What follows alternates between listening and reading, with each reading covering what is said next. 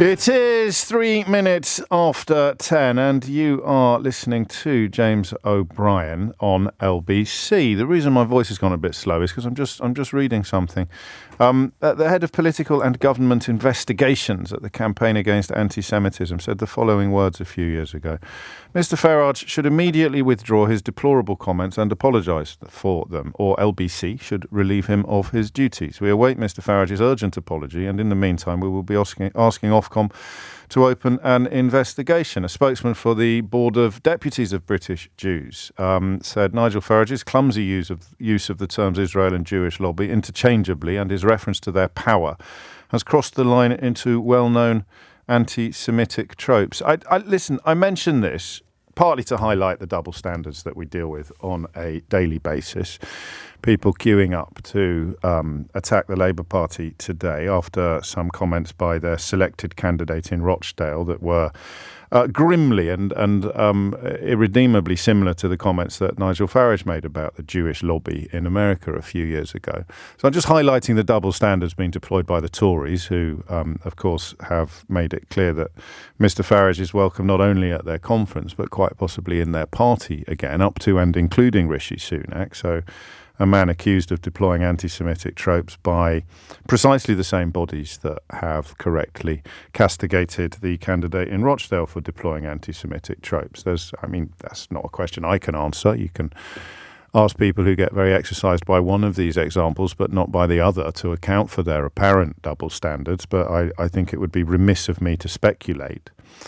And I think that Keir Starmer has done categorically the right thing. The media influence by Jewish people is one of the nastiest elements of what you might describe as low-level anti-Semitism. And by low-level, I mean issues and opinions that people sometimes don't realise are anti-Semitic. That's not a defence, it's not an excuse, it's an explanation. I remember, I've told you this a few times. I remember taking a call during Jeremy Corbyn's heyday from a young, posh woman, and I don't know whether it is a sign of my innate prejudices, not innate, my prejudices, my developed prejudices, that I found her poshness troubling. I don't know, or not troubling, but pertinent. I just remember thinking, crikey. So I did not expect that from a young woman listening in Kensington. And she rang the programme to tell me that suggesting that Jewish people control the media is not anti-Semitic because it's true. And for once, I was at something of a loss as to what to say next. Because, the sort of quiet certainty with which that statement was issued was such that you sort of realised almost immediately that there was probably nothing you could do to counter it or to unpin it. Boris Johnson wrote a novel many years ago in which he posited that the Jewish owners of various television stations, some of which he characterised with appalling anti-Semitic tropes in terms of their physical descriptions. Boris Johnson, the fellow who ended up Prime Minister, not a different one, he wrote about how the Jewish owners of television stations possibly rig election results. Conservative ministers today are calling for Boris Johnson to be returned to the party. And if we're talking about double standards, the Labour Party is riven by people who are pointing out that accusations of anti-Semitism made against allies of the last leader, Jeremy Corbyn, seem to be treated rather more robustly than allegations of anti-Semitism made against allies of the current leader, Sir Keir Starmer. And ridiculous though I find that whole continuity Corbyn movement, which exists pretty much exclusively on Twitter, on this occasion they've got a point. The Labour MP who called for peace and harmony from the river to the sea was suspended as an MP. And yet yesterday, at 8 minutes past 10 yesterday, senior Labour politicians were queuing up to defend a candidate who had, at the very least, fallen for a conspiracy theory, a racist stroke anti-Semitic, possibly conspiracy theory. And I only say possibly because if I accuse someone of lying, because I think they're lying. I'm accusing them of lying because I think they're lying. I'm not accusing them of lying because they're a Protestant or a Muslim or a Jew. The problem is it's very hard to prove that point, and history is riven with examples of people, well, what you might call an ethnic or a religious stereotype. So people from a certain background, people of a certain ethnicity or a certain faith or both, are portrayed as being greedy or manipulative or lying. And that is both racist and, if Jewish people are on the end of those accusations, anti-Semitic. So I don't like days like today for two reasons. The first is the double standards are extraordinary and disgusting. And I think that, once again, right-wing people who profess to be friends of Israel or friends of the Jewish community are often motivated more by hatred of the people they're attacking than they are by love for or support for the people that they claim to be caring for, what you might call fair weather friends, or a sort of touch of my enemy's enemy is my friend, as it were. So I'm very wary of that, and I think in the second hour of the programme we may nudge ourselves back to this question of, now that Benjamin Netanyahu has rendered himself almost an international pariah with his plans to continue the grand offensive in Rafah, where will that leave Israel when this nightmare is over? Where will it leave Israel in the eyes of the rest of the world? We will have a look at that a little later in the programme. But I want to begin with this, okay? And the question is, can we have an honest conversation? Can I have an honest conversation? I would say, desperate to see a change of government. I find every day such an astonishing catalogue of calumny and catastrophe that I can't quite believe that the Tories are on as much as 21% in the polls. Without even pausing or consulting notes, you can list actions, political moves that would be career-ending in any other context. Just imagine for a moment, for example, if Laura Trott's debacle on the BBC the other day had been Diane Abbott. People still talk about the time Diane Abbott got a sum wrong with Nick in this studio many years ago when she was an opposition politician. At the end of last week, the Chief Secretary to the Treasury revealed live on the BBC that she didn't understand what debt was in the context of GDP. She was probably a little bit unclear on what GDP was, and it was perfectly plausible, judging from her comments, that she wasn't entirely sure what percentages were either. It was, by any standards, a metaphorical car crash. And yet it has already been completely forgotten. Liz Truss is trying to rehabilitate herself as a serious political figure, and only in an ecosystem so corrupted by dark money and ludicrous propaganda could anybody even contemplate such a plan. Liz Truss, 30 billion quid, take or leave a few pence, knocked straight off the country's economy, and she thinks that she's just in the wrong place at the right time, or the right place at the wrong time. I mean, madness. The state of the water companies. We discovered yesterday. For some people discovered it yesterday, some of us knew already, giving enormous bonuses to their executives, even as they commit criminal acts of pollution, pumping shocking amounts of sewage into our rivers. A little insight into what's happened to the NHS was provided when the poor old king was diagnosed with cancer, and people were queuing up to describe what their experiences of awaiting treatment or awaiting diagnosis, or, God forbid, being on a waiting list actually looked like.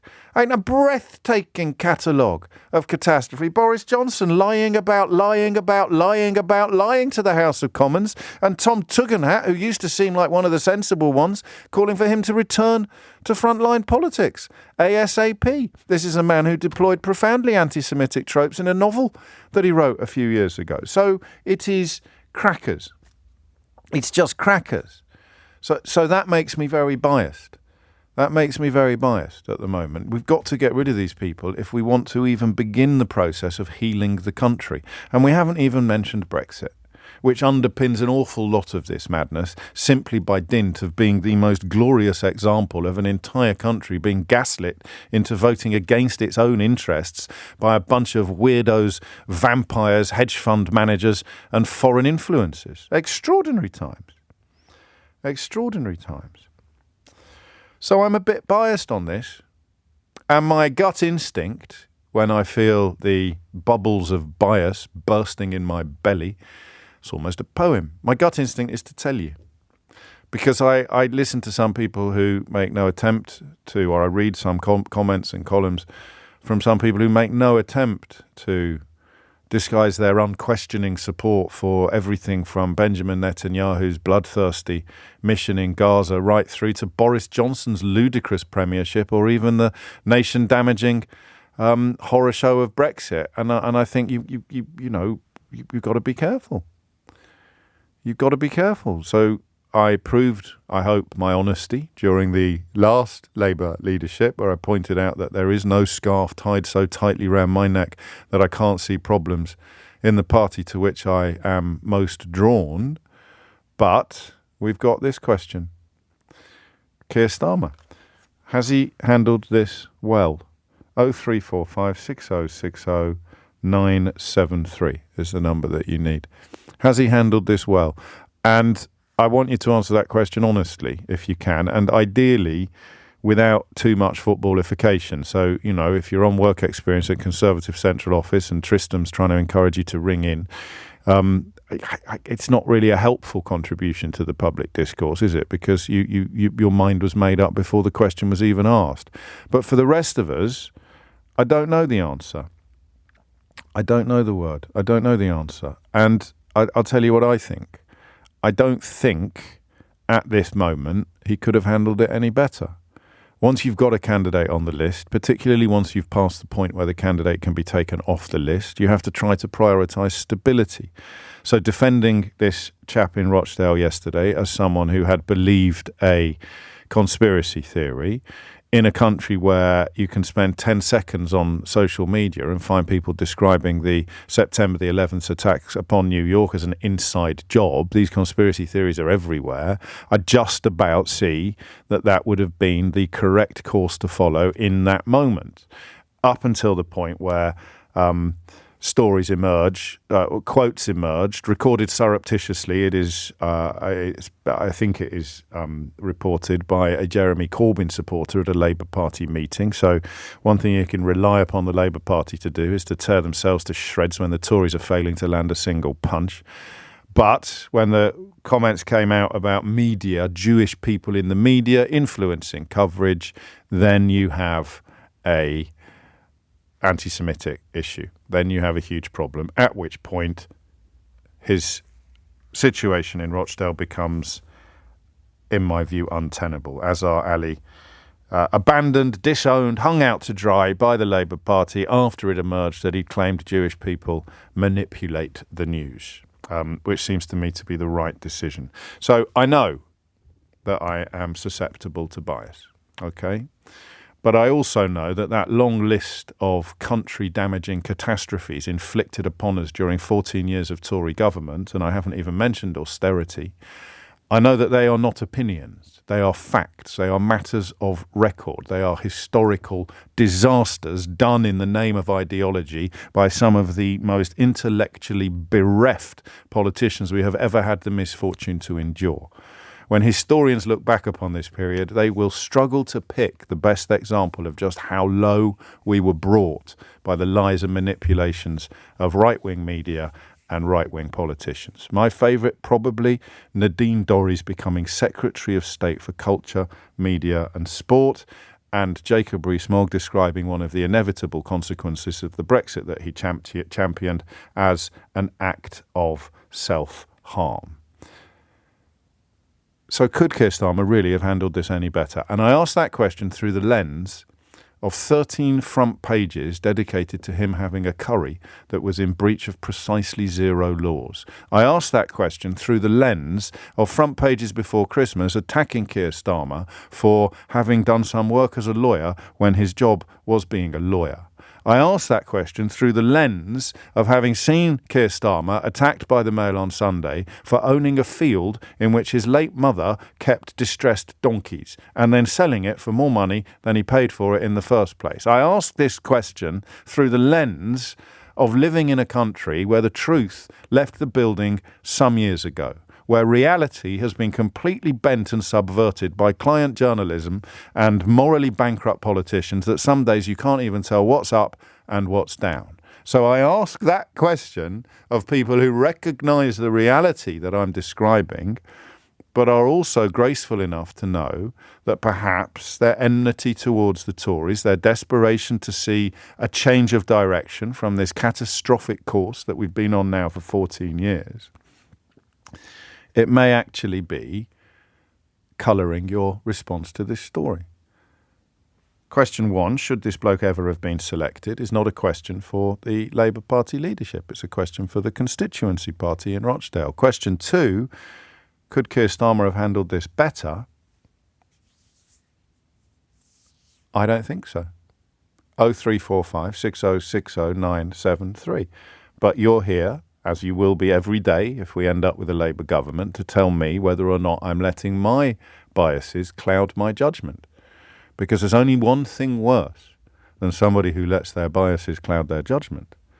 And that is somebody who lets their biases cloud their judgment, but either doesn't notice or denies what is obvious to everybody listening. It is 22 minutes after 10. It's a bit of a month, the by-elections, actually. A lot of attention focused upon the one in Rochdale, which is due on...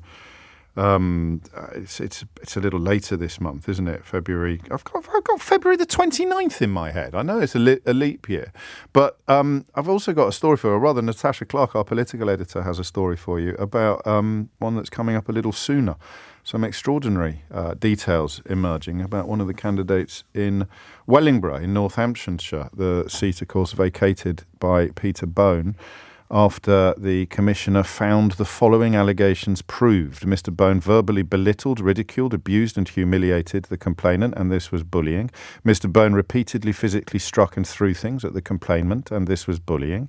Mr. Bone imposed an unwanted and humiliating ritual on the complainant, namely instructing or physically forcing the complainant to put his hands in his lap when Mr. Bone was unhappy with him or his work, and this was bullying. I could go on, but I won't. And it is indeed Mr. Bone's partner who is running in Wellingborough for the Conservatives. A full list of candidates is, of course, available at lbc.co.uk. So there it is, 24 after 10. How could Keir Starmer have handled this better? Harriet's in Kingston. Harriet, what would you like to say? Well, first of all, I just feel so frustrated that I feel that Keir Starmer is almost handing the Conservatives a win of some sort. I'm not a natural Labour supporter. I cannot stand the Conservative Party. I want them out for a very, very, very long time. But I'm so frustrated. And I feel there's a couple of things. I feel it's been on the news for such a long time now that a lot of Asian Muslims may be withdrawing their vote from Starmer because he didn't call for a ceasefire immediately, and that upset a population of the country. Yes. But when this councillor was reported as being overheard to say something, my opinion is, you have to suspend him pending an investigation. You just have to, when tensions are so heightened. I truly believe that for somebody to repeat this bilious nonsense, somewhere inside of them they believe it. And maybe even he thought that he could get away with claiming it for himself. Look at me, aren't I clever to introduce people who? It's not a great phone line, and I'm just losing a few of your words, Harriet. Would it be terribly rude of me to ask you to slow down a bit? No. Thank you. So cross. No, that's absolutely fine. I just want to, because this is obviously very fraught territory, and I live in fear of somebody saying something that I haven't noticed, that other people... I'm not for a minute suggesting you have or would, but I need, particularly on this topic, I need to hear everything quite clearly. So, I mean, if you've got a by-election 2 weeks away, you can't really suspend your candidate pending an investigation. You either leave him there or you knock it on the head immediately. I don't think that third way that you describe is really an option logistically. Knock it on the head. Knock it on the head. Knock it on the head. And then go into a by-election without a candidate. Well, because you started by saying, I'm so frustrated that he appears to be giving the Conservative. I mean, I wouldn't worry unduly. He's 25 points ahead in all the polls, and Rishi Sunak's personal popularity levels are plumbing Trussian depths now. I mean, that's only a good thing. Yes, but don't. I mean, remember, 80-90% of the media desperately wants you to believe that Keir Starmer is somehow messing things up at the moment as a consequence of constantly removing weapons from the hands of Tory politicians and their client media. I would urge a little bit of restraint on that fear. But if he had suspended him immediately, you'd be phoning me now with exactly the same opinion. You'd still be hugely frustrated, and you'd be saying they should never have selected him in the first place. I wouldn't, because I'm not that clever about local elections. Yes, you are. I just feel so frustrated. He's got a pummeling in the press saying that a large majority of Asian Muslims may be withdrawing their support because he didn't immediately call for a ceasefire. So I get it. That's a big part of his voting population. However, to me, when tensions are so, I mean, every phone-in you do about Israel and Palestine just comes down to religion. It doesn't come down to... Not so much latterly, actually. Latterly, it's been very hard to find people who are comfortable with the later stages of Benjamin Netanyahu's campaign, and up to and including our journalist on yesterday from Jerusalem, who was very clear-eyed about the horror show of not knowing where these civilians are supposed to go as Benjamin Netanyahu prepares to send in the troops. It was free of religion. I don't think we mentioned religion at all, but I'm splitting hairs. No, I mean, I didn't hear you yesterday, but then you watch on the news and people say that Israel is beginning to fall out of favour with everybody.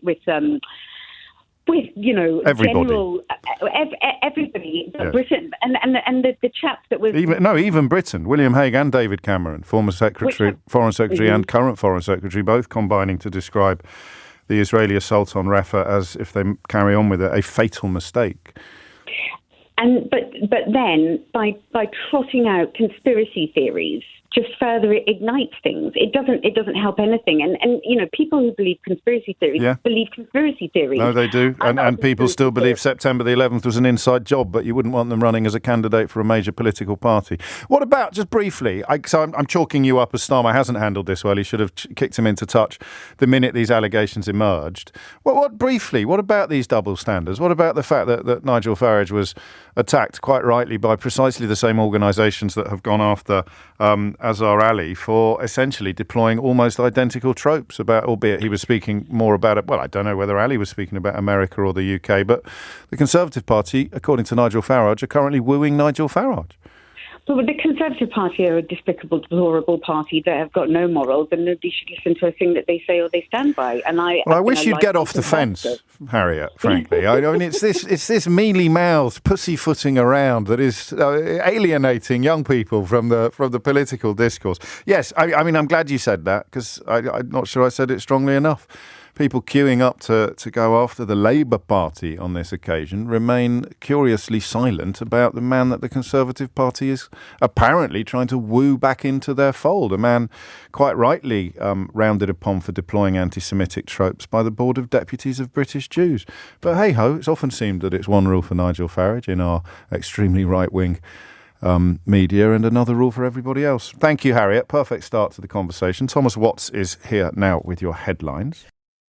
That's the thing you need to bear in mind. I've got two thoughts about Keir Starmer that are crucial to understanding what is going to happen in the coming months. And, I said to Eleanor, the producer, this morning, I wonder whether the level now of you had Grant Shapps writing in the Daily Express yesterday about the army being woke. You've got Suella Braverman, who admittedly isn't in government anymore, writing in the Daily Telegraph today about why... I don't know what she's writing about, something about why white people shouldn't be ashamed of being white. Well, as a white person, I'm happy to tell her I'm not. But and then you've got the Prime Minister writing something in the Times today about something. And I just found myself thinking, are they going to go early to the country? Are they going to actually go early for the general election? Which is why they're trying to park these woke tanks on Labour's lawn so early. Or, God forbid, have we got 9 months of this? Because what would you be doing if you were advising Rishi Sunak at the moment? Personal popularity levels reaching Liz Truss levels of horror. 25 points behind, more or less minimum, right across all the polling. What are you going to do? We need months and months and months and months of propaganda in the newspapers. Get old Shapsy to write an article about how the army's woke, even as Secretary of State for Defence, you might think he'd be more concerned about the fact that we apparently have 2 massive aircraft carriers up on bricks and unable to join a major NATO exercise just off Norway at the moment. I can't quite believe that, actually. I mentioned it to you yesterday. So we were supposed to send an aircraft carrier a week ago, but it couldn't go because of faults, as yet unspecified faults. And then the one that was supposed to replace it was supposed to set sail on Sunday, and that one hasn't gone either. And Grant Shapps spent Sunday literally writing bilge for the Daily Express and all 11 of its readers about how the army is woke. It's madness, right? But what if we've got 9 months of this? Keir Starmer. So the 2 things you need to understand about Keir Starmer. Number 1, you don't have to marry the man. You just have to get onto the bus, which is going in a direction that for many people, and I thought Harriet summed this up pretty well, it's just driving away from the Tory catastrophe. That direction of traffic is desirable to anybody with a functioning brain at the moment. And the second thing that you need to understand about him, and this is where I don't know if he's got it right or wrong, but I know it's working because you can tell how spooked they are. He has become extremely adept at removing weapons from the hands of the Tory party and their client media. All of the things now they will then list all the things he's done that they can no longer attack him for as proof that he is making U-turns or dithering. But what is better? If you're a completely bought and paid for member of the media who's got Downing Street on speed dial, regularly goes out for lunch with all of these spin doctors and cabinet ministers and takes dictation from Downing Street on a daily basis, what would you rather have? An expensive environmental policy to attack or an abandoned environmental policy? You'd much rather have the expensive policy. So what he's very good at is taking the weapons out of the hands of the Tory media and the Tory party. But he doesn't leave their hands empty. He leaves in their hands the accusation of dithering or the accusation of U-turning. So this candidate has been removed from the hands of the Tory party. On this occasion, I think rightly. But what they're left with is an accusation of dithering because it took him a few hours to do it. When you'll remember just how long people like Owen Paterson tried to hang on to power when they'd been found within Parliament to have committed egregious breaches of the rules. So I think the double standards is going to become something of a stuck record on this programme because so few other people bother pointing it out. But there it is. That's what he does. He's driving a bus that's driving away from 14 years of Tory catastrophe.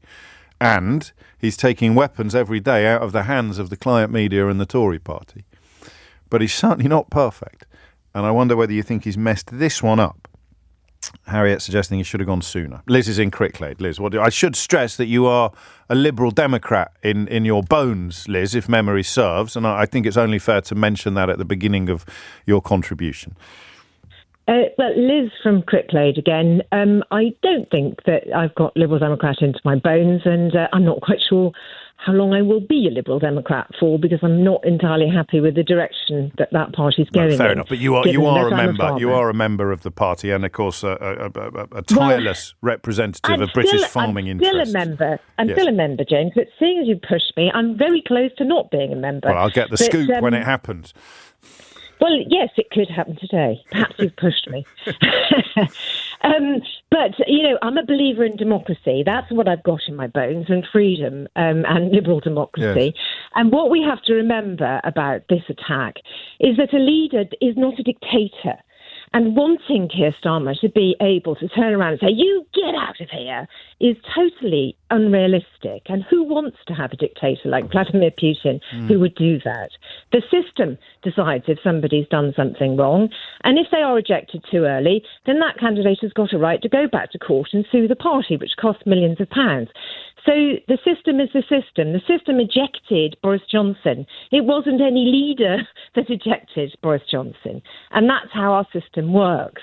But the other thing in this is that, yes, the candidate said something which was inflammatory and awful and not good. But we can re-educate him. He can be persuaded. We can't change the situation with Peter Bone and the fact that his partner is standing as a candidate in the by-election this coming week. A full list of candidates is a full list of candidates is available at lbc.co.uk, and I do have a story about that candidate coming up a little later in the programme. You'll be delighted to hear. I think you'll enjoy it. Natasha Clark will be joining us probably in the next hour. But anyway, carry on. Well, just to say, let's respect democracy. Let's not be impatient. But I don't know. I've listened to you now. Sorry, I just said carry on, and now I'm interrupting you. I don't know why people ring this programme. You're good at doing that. Some have said so. I don't know at this point in our conversation whether you think Starmer's got this right or wrong. I think he could be better at communication and being bold and saying what I've just said. We have a democratic system and it's something that we should love and value and bolster. But when you go out there and sort of say, I'm going to try and not say anything but not do anything, then you do look weak. And he's got to come out and sort of say, it's not my decision. I can't. But it is. It has been his decision ultimately. They have withdrawn support for the candidate. Following, quotes, new information. It was Labour that said that late last night. And the new information is on this tape that has been handed to the Daily Mail, which blames, and I quote, people in the media from certain Jewish quarters for fueling criticism of Andy McDonald. Well, I don't think Andy McDonald should have been suspended personally, but if he'd said pro-Israeli quarters, he probably wouldn't have the problem that he's got. You're talking about his opinion. He doesn't have the power of the leader of the party does not have the power to throw out a candidate. No, but he has the power to withdraw support, which is what he's done. And I'm still not clear on whether you think that was the right thing or the wrong thing to do.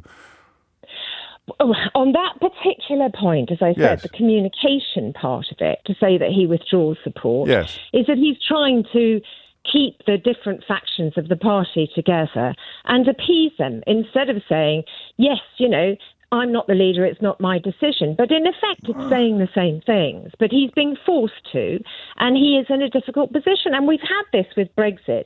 But really, he could have handled it better, yes. He definitely can. His communication is really going wanting a lot of the time. That's when I reach, and this is where my biases might be kicking in. That's when I reach for that description of him removing weapons every day from the hands of right-wing media and the Tory party. And it doesn't mean it's the right thing to be doing. I think you would disagree or suggest that he's gone too far. But it is what he's doing. And sometimes, and I'm probably with you on the Brexit thing now, I wasn't initially, but sometimes when a politician that you want to succeed is not saying the things that you want to hear, it doesn't necessarily mean that he's getting it wrong. Although I agree with you that something's going to have to give on that front sooner rather than later. Liz, thank you. Dave's in Leicester. Dave, what would you like to say? Hi, James. Well, first of all, I'd like to say that you say you want to see this government gone. Well, by my standards, you're just undecided. I'm desperate to see these people gone. I've been called many things in my life and career, Dave, but I've never been called undecided before. Go on. Yeah, well, by comparison to me. So, James, I think Starmer could have dealt with it a little bit better because when the first story came out in that rag on Sunday, he could have said, we're going to investigate this, we're going to see what the basis of this story is, because we all know they tell lies and they get things wrong. Yes. And that would have given him a little bit of But there's a tape. Well, but the tape didn't come out until yesterday, did it? The first bit did. The second bit didn't.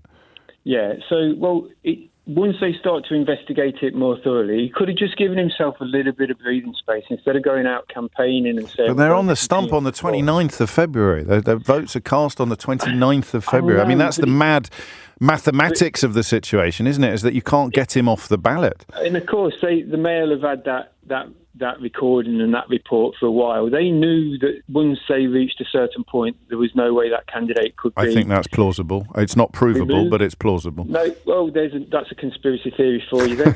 And on the theme of conspiracy theories, I don't actually think that for it to be a conspiracy theory, it's got to be completely and utterly unbelievable. And what he said initially, that first report, what he said was, do we really think that the Israeli intelligence had got absolutely zero knowledge of Hamas? They're being watched all the time. We know how efficient and effective they are. You've got to be careful here, and I know you are being careful, but there's a big difference between talking about intelligence failures and saying that Israel deliberately allowed the massacre to happen so it could wage war on Gaza. There's quite a lot of space between those two positions, Dave. There is, and I absolutely agree. Yeah. So is it possible that Netanyahu there's been some whispers that the intelligence service had some knowledge? And that's entirely possible. But that's not what he did. No, I agree. But then for a candidate for the Labour Party to say what he said was always unacceptable. But Starmer could have just, because everyone has a sense he could have handled it better. But with respect, no one's told me quite how.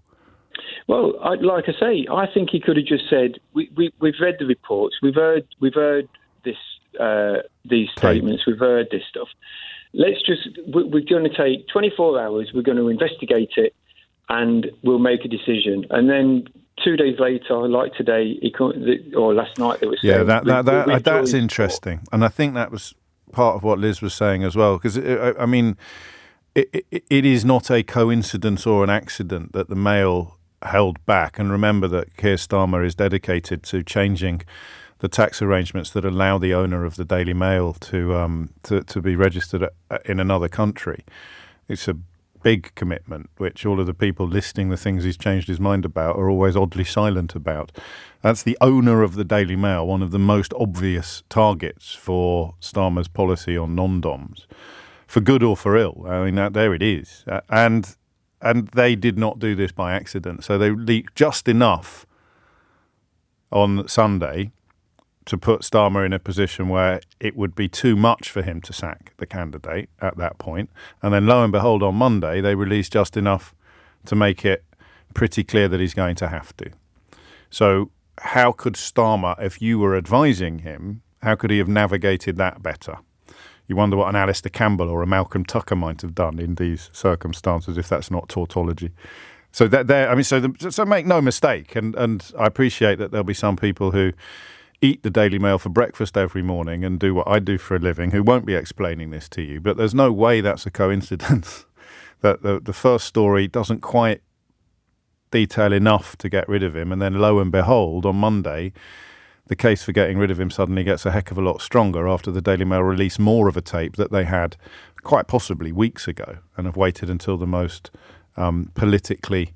So, I mean, how much do they really care, you might ask, about the comments if they've sat on them until the moment of greatest political impact? How much do they care about the people of Rochdale?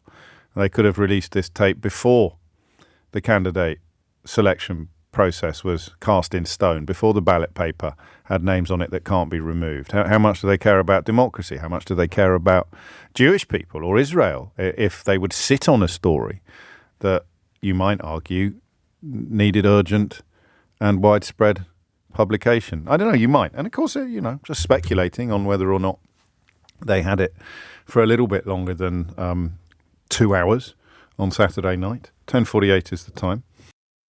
10:52 is the time. How many Tories have been peddling the conspiracy theory of 15-minute cities? Asks this texter. I find it amusing that they can point out the splinter in the eye of Starmer, but still try to thread the camel through the eye of the needle with what they have done. And Mike in Oxford acknowledges that he is mixing his biblical metaphors there rather violently.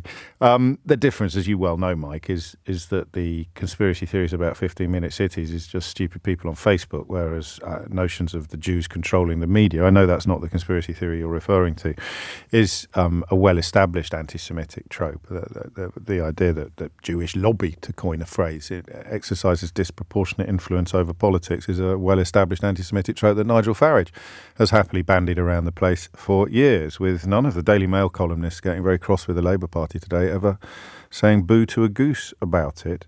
That point, by the way, about the Mail reeling Starmer in with the leaks on Sunday and then essentially boxing him into a corner with the further leaks on Monday, that is probably the closest you're going to get to a completely clear analysis of what's going on. And while we're talking about completely clear analyses, and I say this with love, a lot of people telling me that it's not a conspiracy theory because the New York Times has reported that Israel knew about Hamas's attack plans over a year ago. Now, that is true. The New York Times has reported, with apparently very well evidenced sources, that Israeli security services were aware of the attack plans that Hamas eventually deployed on October the 7th of last year, over a year before the attack. That's neither conspiracy theory nor nonsense. But the Israeli government and the Israeli security forces concluded that the plans were pie in the sky, that they were impossible to implement, that Hamas was essentially dreaming of the impossible. So you can't, I'm afraid, equate that very well evidenced and important New York Times report about epic failures by the Israeli government and Israeli intelligence that had they responded differently, it is arguable that the atrocity would have gone ahead at all, let alone that it would have proved so, quotes, successful, end quotes, from Hamas's point of view. That is simply not the same as claiming that they deliberately allowed it to happen so that they could wage war on Gaza. Nuance is important, particularly when you're discussing an issue upon which people are all too quick to hang their own prejudices and biases. Robert's in Dulwich. Robert, what would... Oh, no, he's not. Nick's in Warminster. Nick, what would you like to say? Well, in simple English, can I give you a couple of just little notes? And then you can tell me afterwards. Okay. Right. For as far as I'm concerned, he's a barrister at heart. He needs all the facts. Yes. Damned if he does, damned if he doesn't. Yes. Right. That's very true. That's very true. That's an important point that I think some people miss. Right, he has to have a balanced cabinet around him. Therefore, right, is from that point of view, he is taking situations and ideas from all of the cabinet around him. Right, that's what true democracy should be about anyway, not power-hungry people that just put forward their view. Yeah, okay. Let's not get too distracted from whether he's handled this specific issue well or badly. The problem with this situation as it is, if I was him, and this is the difference, I would have came out with the statement, we are looking into this. Yeah, everyone's saying that. Right, and if you've done that and you put so they that could forward, have spiked the Monday guns. They could have said, we're looking into this and we're very keen to hear the full tape, because if the Daily Mail is holding things back because of its political biases and commercial interests, and they are selling the people of Rochdale up the river in their desperate attempt to manipulate public opinion, we need to hear the full tape before we can arrive at any conclusions. Yes, and it would have given him time. Yeah, I think you're right. Given an awful lot more time, right, is to come up so with... So we are accusing Keir Starmer of underestimating the Machiavellian moral corruption of the Daily Mail editors. Plus the fact is, right, is he could have come out and said, right, is we do not want to be like, i.e. Mr Sunak and his group, simply on the grounds is we believe in honesty and integrity and fair play. Therefore, right, is you would have had the option then to have actually said, we've gone through all the facts. The facts say, right, is this person made these so-called comments, regardless of whether they're right or wrong. We feel that does not align with where we were trying to go as a party, right? Is we want I think that's a very astute analysis. Can I ask you to answer a question that you haven't prepared notes on? And you don't have to. But listening to this programme, are we seagulls following the trawler? I don't think there's a case today for arguing that we shouldn't have talked about it because they've actually disowned the candidate. But I do sometimes worry, Nick, that even as I spend my life castigating the client media, I also follow the agenda they set at the same time. But today's not one of those days, is it? We had to talk about this today in the way that we've talked about it. We do, but we also have to be in the honest opinion, right, is these days, right, anything you say will be used and taken down against you. Right? And the problem with that situation is, right, all of these MPs, regardless of which side they're on, need to shut their traps up. Well, I disagree with you on that. Well, I know you're right up to a point, but I'm afraid that Conservative MPs, for example, Laura Trott, soiling herself in quite spectacular fashion live on the BBC last week, has received measurably less coverage, despite being Chief Secretary of the Treasury, than when Diane Abbott got her sums wrong on LBC, despite only being an opposition politician at the time who nobody really believed had a realistic prospect of getting into power. Well, not nobody. Some people did, bless their little Hessian socks, but nobody sensible really believed that they had the vaguest chance of getting into power at all. So, unfortunately, that shut their traps line applies more in the current climate to Labour politicians than it does to Tory or Tory-adjacent politicians, not least because, as we've mentioned a few times on the programme, Nigel Farage was rightly attacked by the British Board of Deputies for deploying precisely the kind of anti-Semitic tropes that the Labour candidate in Rochdale, Azhar Ali, deployed. I'll tell you something mad, though. If you had a vaguely honest media, the fact that there are now 3 men on the ballot in Rochdale, and a full list of candidates is available at lbc.co.uk, who've all fallen foul of or been thrown out of the Labour Party, while in Wellingborough on Thursday, the girlfriend of the bloke who got thrown out of the Tory party is standing for Parliament. A full list of candidates is available at lbc.co.uk. That, to me, speaks of, double standards doesn't seem a strong enough phrase. 3 minutes after 11. You know that words like globalist, New World Order and cultural Marxism are also anti-Semitic tropes, which you will... the editor-in-chief of the Daily Mail, Paul Dacre, has frequently used the word cultural Marxism when he makes occasional speeches in public on the condition that no one's ever allowed to question him afterwards. So I just mentioned that because I was just checking on the Farage stuff, because he's still linked to that other party, isn't he? He's still chairman of it or something like that, and the Tory parties are still wooing him, and his record is predictably dotted with examples of him indulging in anti-Semitic ideas, not least when he appeared at least 6 times with Alex Jones, the morally and financially bankrupt American talk show host who accused the parents of the children killed in the Sandy Hook massacre of being fakes and actors. Here you go. In his various appearances on Jones's show, Farage discussed themes commonly associated with an anti-Semitic conspiracy theory that Jewish financiers are behind a plot to replace nation-states with a global government. But the Tory party, desperate to sign him up, even as Keir Starmer kicks into touch correctly a candidate who is guilty of expressing comparable but arguably milder tropes himself. And we stay in the Middle East, or rather we move to the Middle East and away from the impact of events on the Middle East on British politics. 4 minutes after 11 is the time.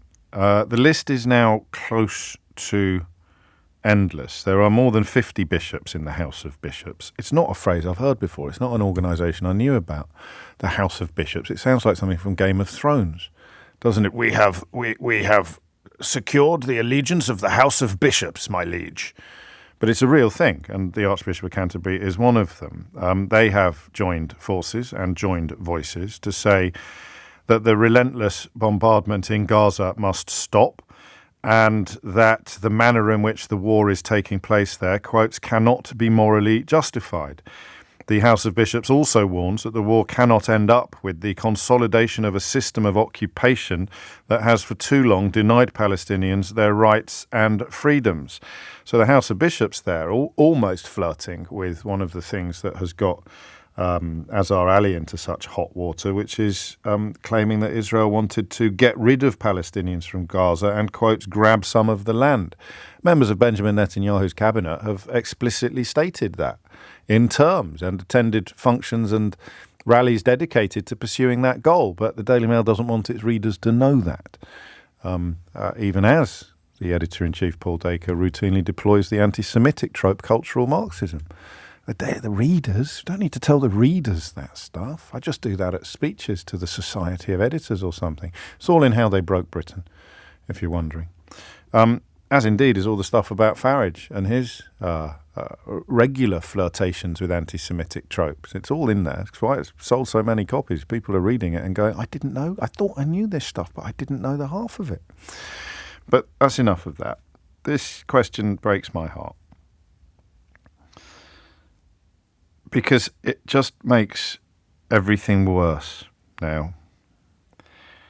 The bishops are not alone, as you know. Lord Cameron, I can't get used to calling him, that's ridiculous. Lord Cameron has called for an immediate pause in the fighting, which he hopes would lead to a, quote, sustainable ceasefire. One of his predecessors as Foreign Secretary, Lord Haig, writes in the Times today that an Israeli assault on Rafah would be a fatal mistake. The list of international politicians expressing similar views is very long. Josep Borrell, the EU diplomat, has said that the absence of a plan for where the refugees would go is awful. Where, he says, to the moon? Where are they going to evacuate these people to? David Cameron, as I say, has echoed those thoughts, albeit in rather more diplomatic language. Penny Wong is the Australian Foreign Minister, suggesting that a failure to ensure special care for civilians in Rafah would, quote, cause serious harm to Israel's own interests.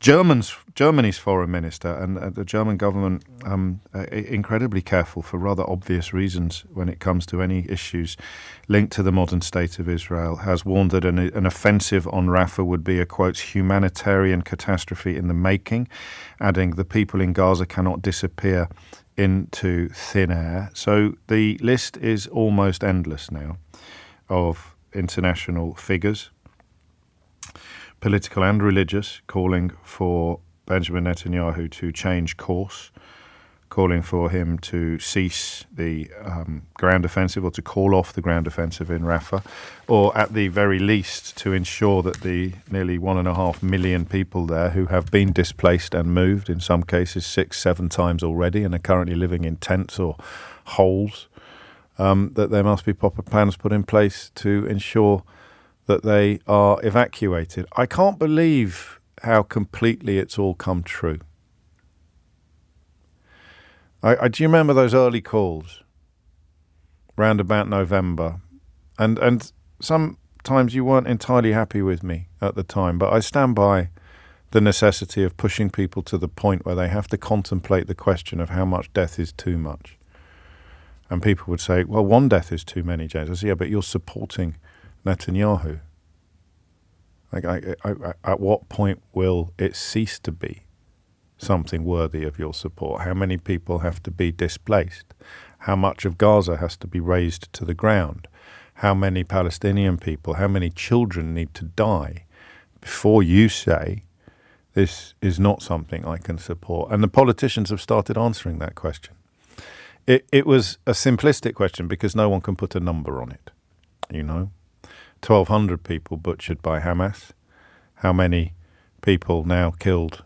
I could say butchered if you prefer, and the semantics can be sometimes distracting in these issues, but the number of people dead in Gaza is hard to pin down precisely. We rely upon the health ministry's figures, and the health ministry is run by Hamas, but at the same time, anybody with experience of working in disaster zones or war zones will tell you that the real figure doesn't emerge until long after the killing has stopped, when you have the grim business of counting, going through rubble, seeing family members, concluding that family members you hoped might still be alive are not still alive, and on it goes, and on it goes.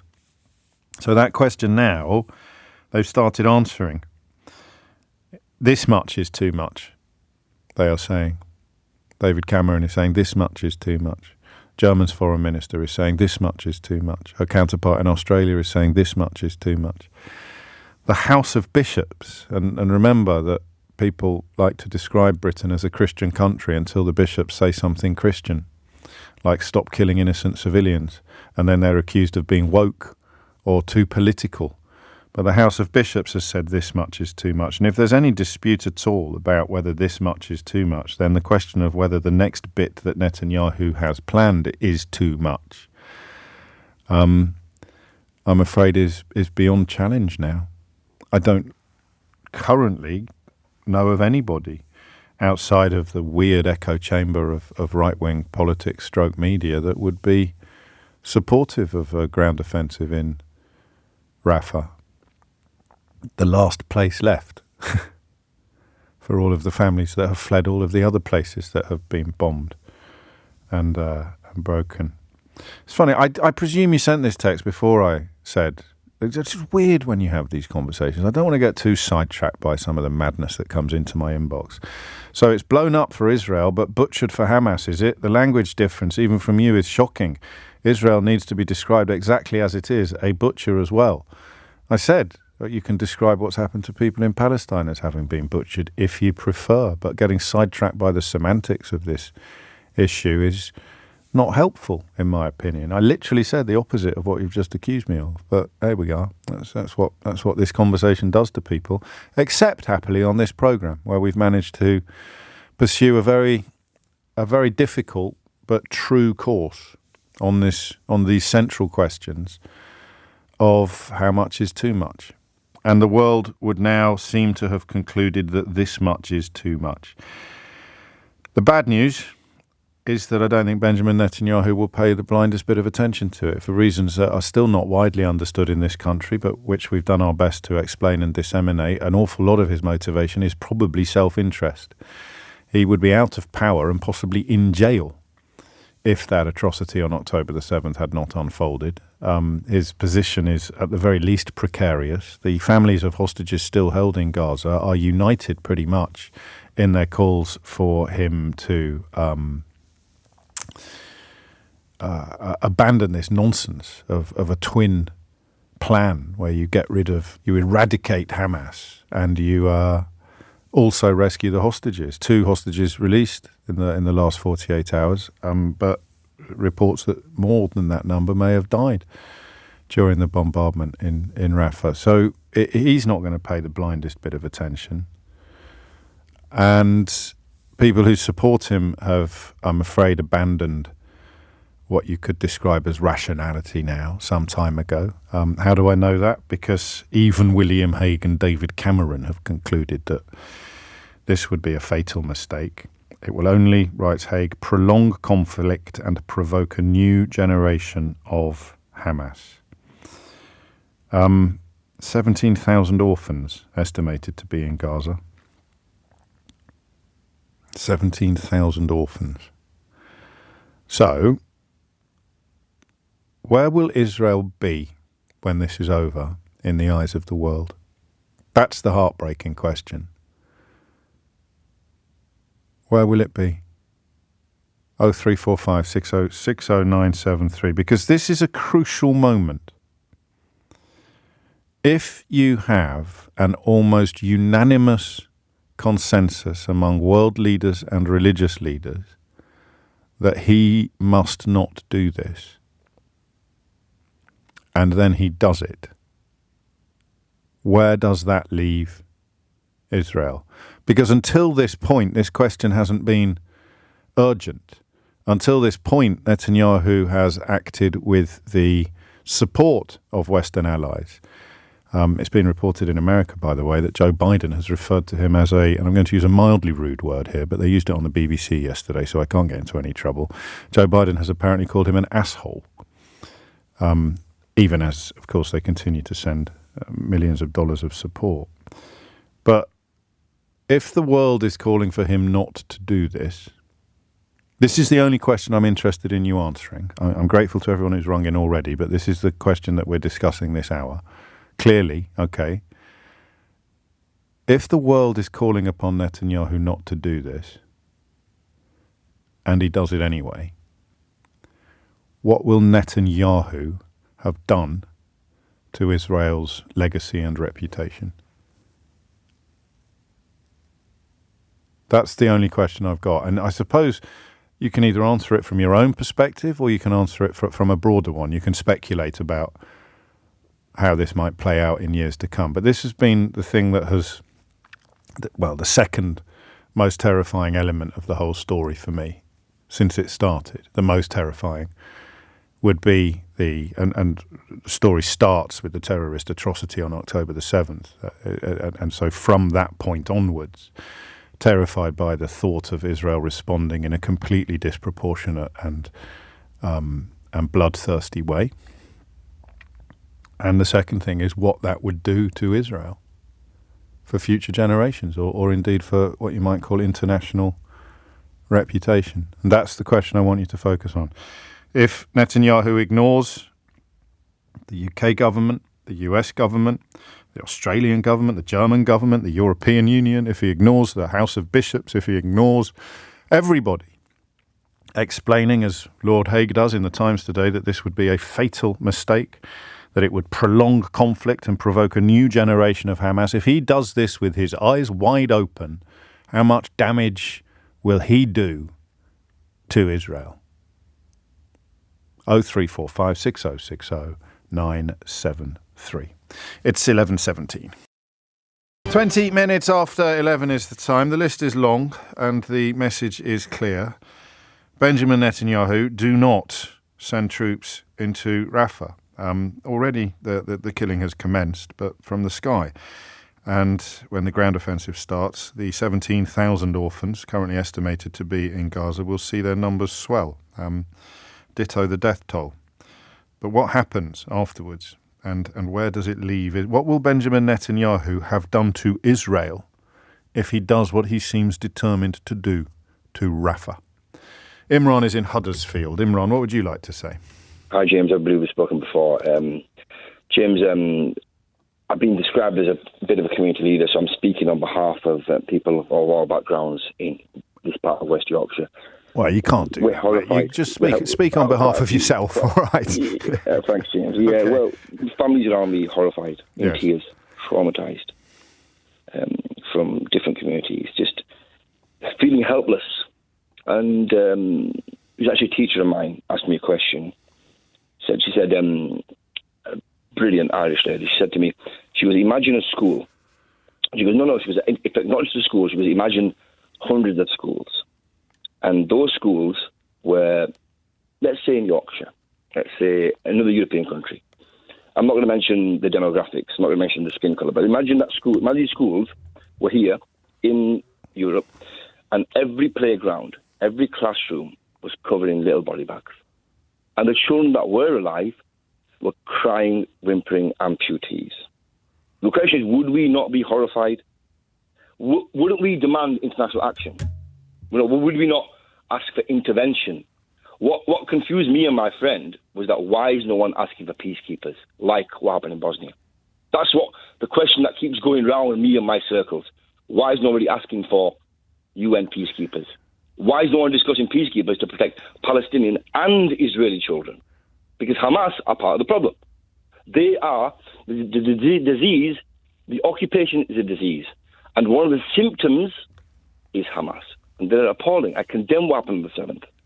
But would we look the other way if a neighbouring European country was supplying the weapons that were killing our kids here in Yorkshire? Well, it's not a neighbouring European country, but obviously the answer to your question is no, we wouldn't. Ukraine is arguably a neighbouring European country, and our support for them is obviously considerable, but still probably not enough. And the difference between sending in UN peacekeepers is it's not just a difference of perception, it's a difference of international law. So Israel are perceived as still being, even after the International Court of Justice ruling on plausible genocide, they're still perceived as being acting in self-defense because they are pursuing the people responsible, the people you've just correctly condemned, for the October the 7th atrocity.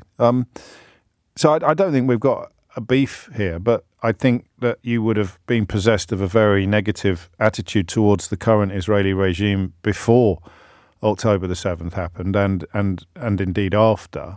So how honestly can you answer the question of what you think this will do? Will this change how Israel is regarded? And if you're of the view already that they're an occupying force and that the imbalance in coverage and the imbalance in support from the West is egregious, could they sink any lower in your estimation, I suppose, is what I'm asking. James, I've always been a two-state solution guy. I think, when negotiations in the past, the Oslo Accords, the awful murder of Rabin, before that, I had hope. Right. I had hope of a two-state solution, and I think one of the most tragic days was when Yitzhak Rabin was murdered by a far-right extremist in Israel. One of the most tragic days. Because if hawks, if nationalists, like that, if politicians can be brave and step towards peace, That gave me hope, but now I'm in despair. Aye. But, James, this child, this 6-year-old Hind, she spent her whole life under brutal occupation. Now, that's not my view. The United Nations have again and again stated this is an occupation. Even our own now Foreign Secretary said it's an open-air prison. Occupation leads to awful acts of violence on both sides of the divide. Now, I everybody listening, follow the Jewish Voice of Peace. And Israeli human rights organizations, they're the real brave souls, because they are marching on the streets of Israel, demanding humanitarian law be observed. We must be on their side. They're the brave souls. And it's a crazy situation, isn't it, when so much of the conversation is conducted at the extremities and so little of it is conducted in the middle, partly for the reasons that you've just alluded to. Briefly, because I've got loads of people wanting to contribute, the despair that you feel, I hesitate to ask this question because it'll sound as if we're sort of blithely moving on from the carnage that is likely to ensue if Netanyahu ignores all the pleas coming from pretty much every corner of the world not to press ahead with a ground offensive in Rafah. And of course, for many people, it's already too late. Many families, it's already too late.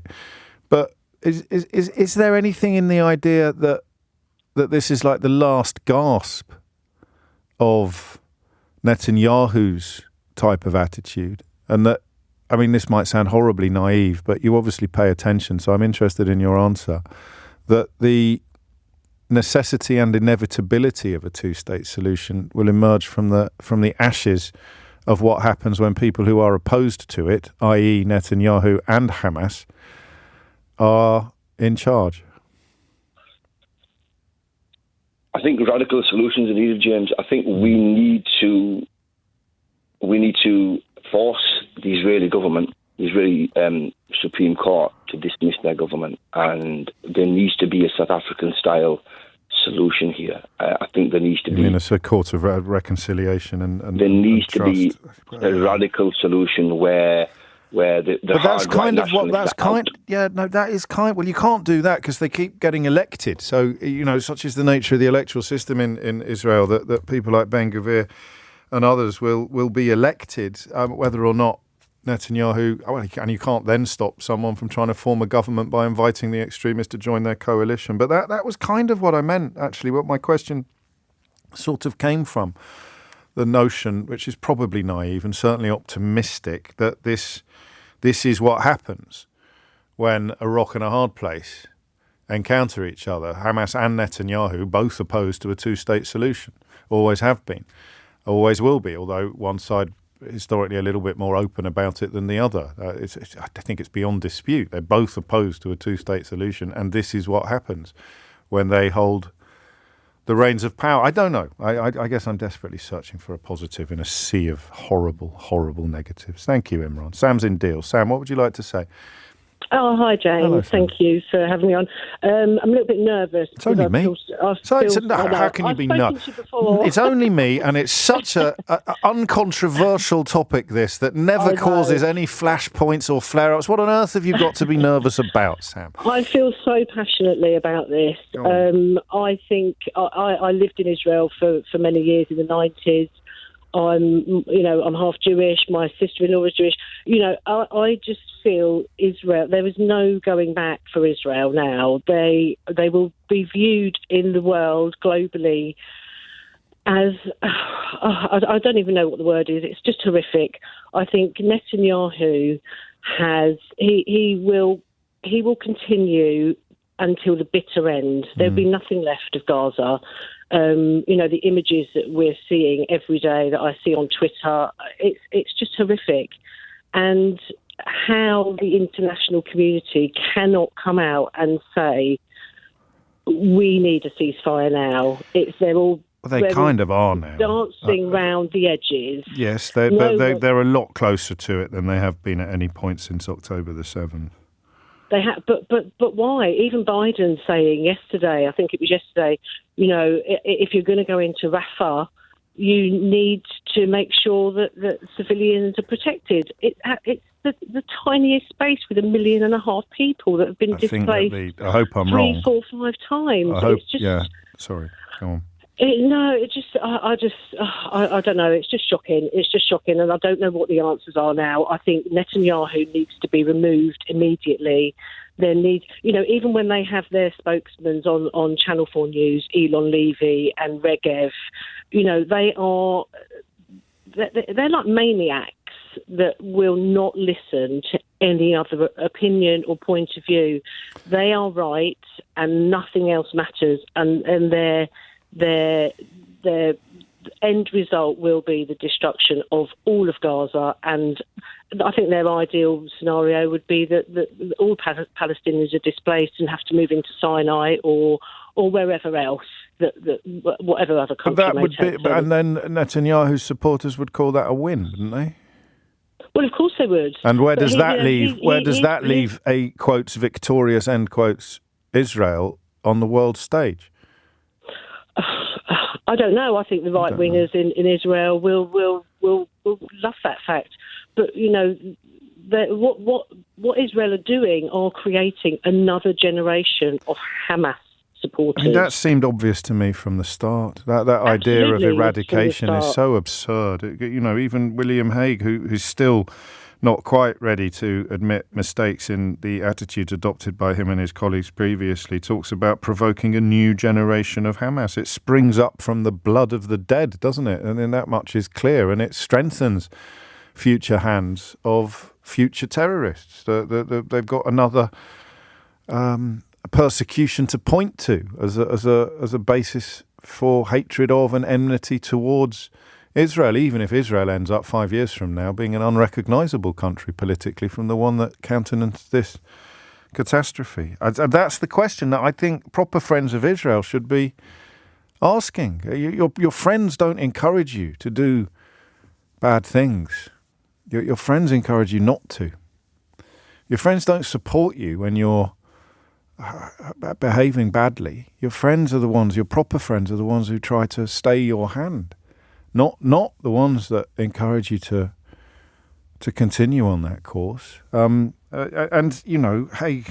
it's interesting. I like Hague's journalism. I like the way he explains himself.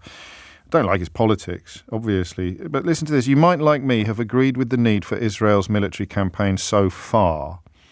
So his point of too much is further down the road than your point of too much or my point of too much, while realising that more humanitarian aid is vital. Words are cheap, Willie. And accepted that the atrocities of October the 7th called for a crushing response. You can agree with that. Most people can agree with that. You can have no truck whatsoever with demonstrations against Israel. Well, this is the problem, isn't it? Suella Braverman describing demonstrations against Israel and what they are doing as hate marches, while William Hague writes in the Times today, for Netanyahu it is the road to absolute victory, but it will only prolong conflict and provoke a new generation of Hamas. So he can, this is absolutely nuts, he can write an article against Israel, telling them that an assault on Rafah would be a fatal mistake.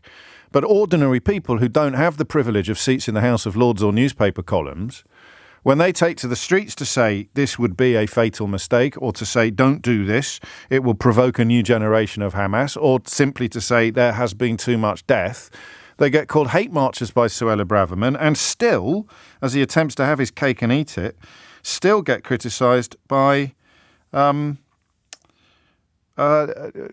Hague and his ilk. It's 11:33. Thomas Watts is here now with your headlines.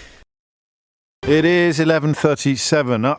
I'm reluctant because, of course, you've got that problem of people whose position was established before the October the 7th atrocity, whether or not Israel can do no wrong or whether or not Israel can do no right. And they are not people that I'm keen to talk to today. I'm keen to talk to people whose needles move, who as William Hague is doing in the pages of the Times, are reaching the point where they feel their support changing into opposition. I told you this was going to happen, by the way, and I don't say that with any flipping. I nearly swore then. I say that with no pleasure at all, but it kind of had to happen. It became clear, the more you read into it and him, that Netanyahu was on rails.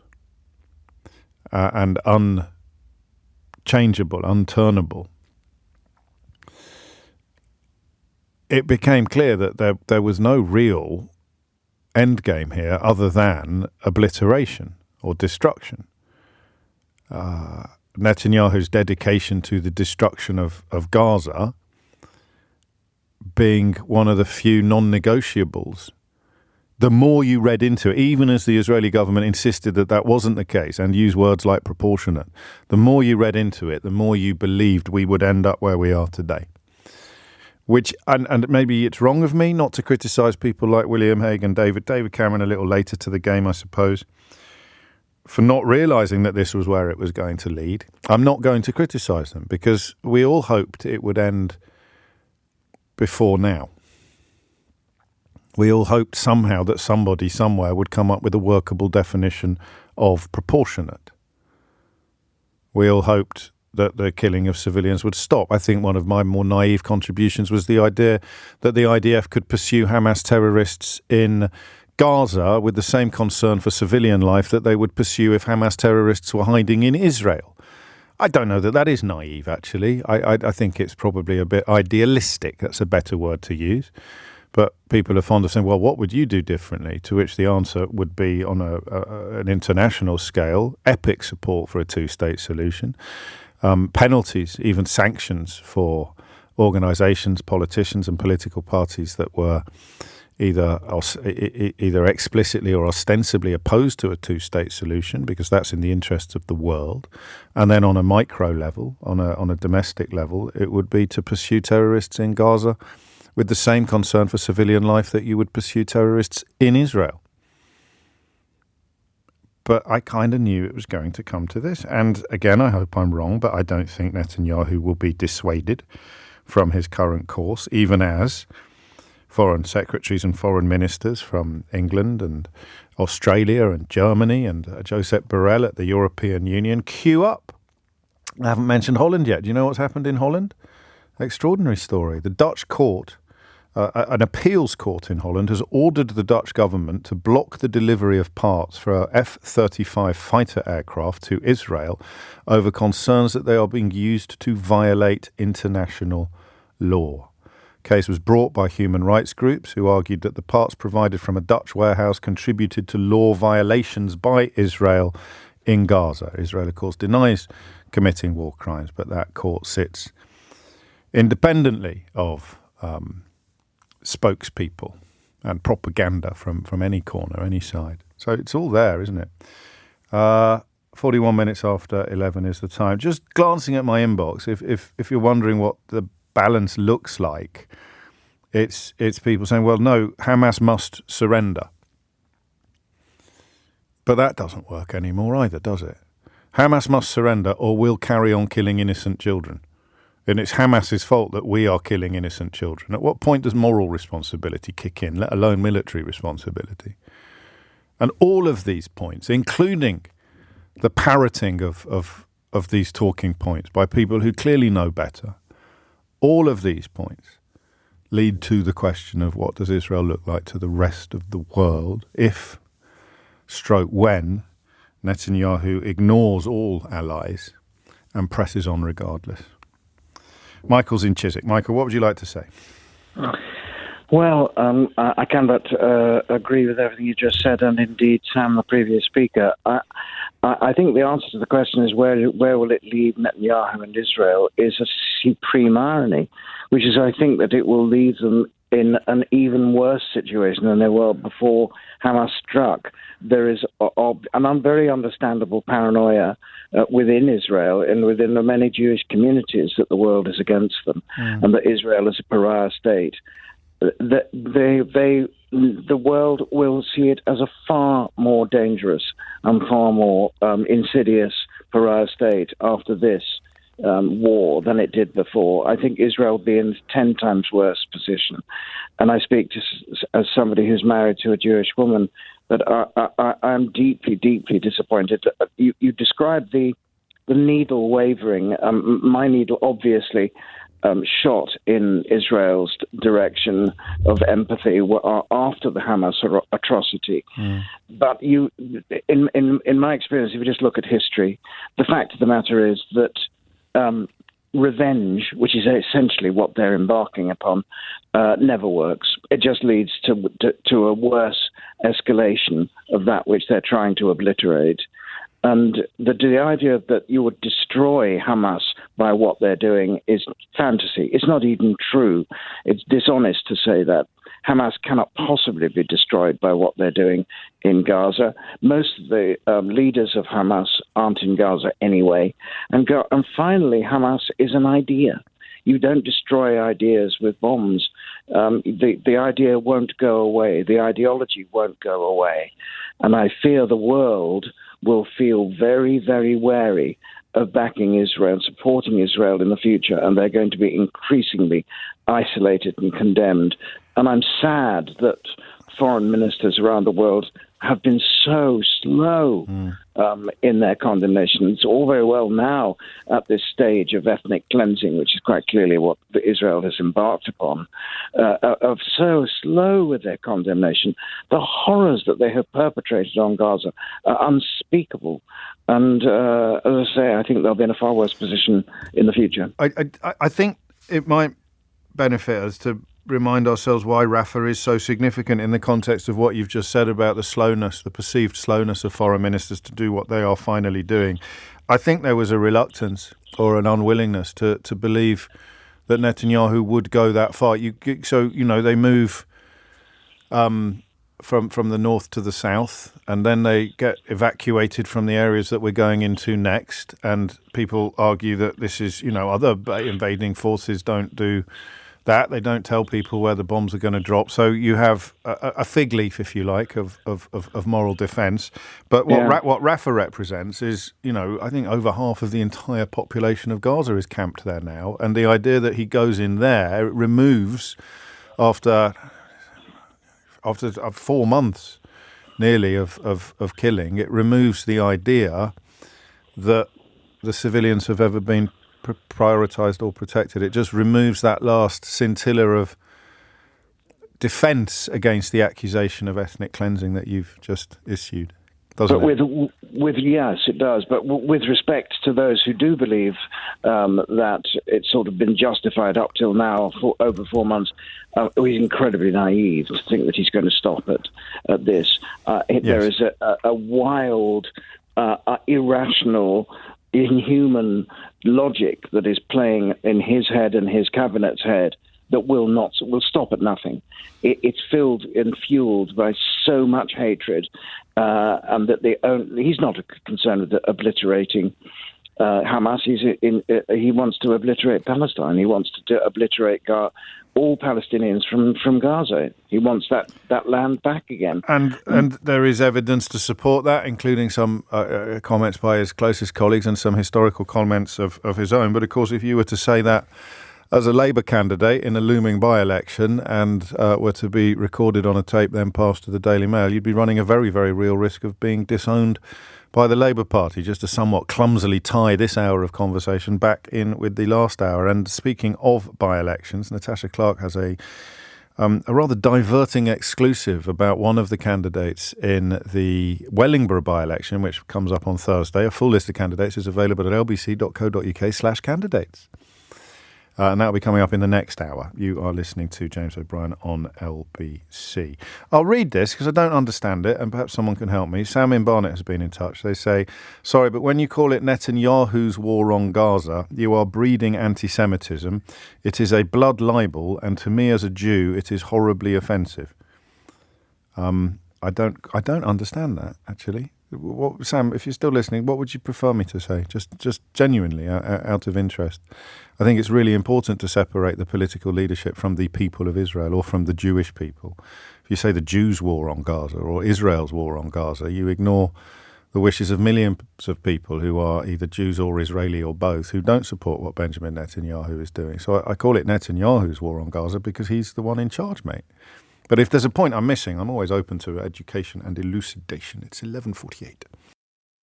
52 minutes after 11 is the time. Rishi Sunak, remember him, has accused Keir Starmer of not being very British when he attacks Rishi Sunak's education. I'm not that familiar with Keir Starmer having gone in that hard on the fact that Rishi Sunak went to a school that cost, I think, 50 grand a year at the moment to send a boy to. The average wage in this country at the moment, 35 grand a year before tax. You need 50 grand a year after tax to go to a school like mine, or indeed like Rishi Sunak's. I know they want to bring in VAT on private education, but I don't know. But as far as I'm aware, particularly if you went to public school, attacking the school that people went to is practically a British pastime. It's pretty much the definition of Britishness. Remember when Jacob Rees-Mogg attacked someone in the House of Commons from his own party for having gone to Winchester? So that's typical Wycomist. That's the school that Rishi Sunak went to. But I just have a growing fear that the fact that so many people who work in the media either went to private school or send their children to private school or both means that we've got a completely skewed idea of what a big deal it is to other people. So we might have one of those weird phone-ins in the final hour of the programme today where we say, here's an issue. Is it as big an issue as all the people saying it's a big issue think it is? I mean, do people care? I don't know. It's either that or Taylor Swift in the final hour, who I'm told won the Super Bowl on Sunday night. So well done, Tay-Tay. That's a great result, isn't it? I didn't even know she was playing. But Taylor Swift, I'm told, won the Super Bowl, which is an extraordinary achievement for a 34-year-old pop star stroke legend.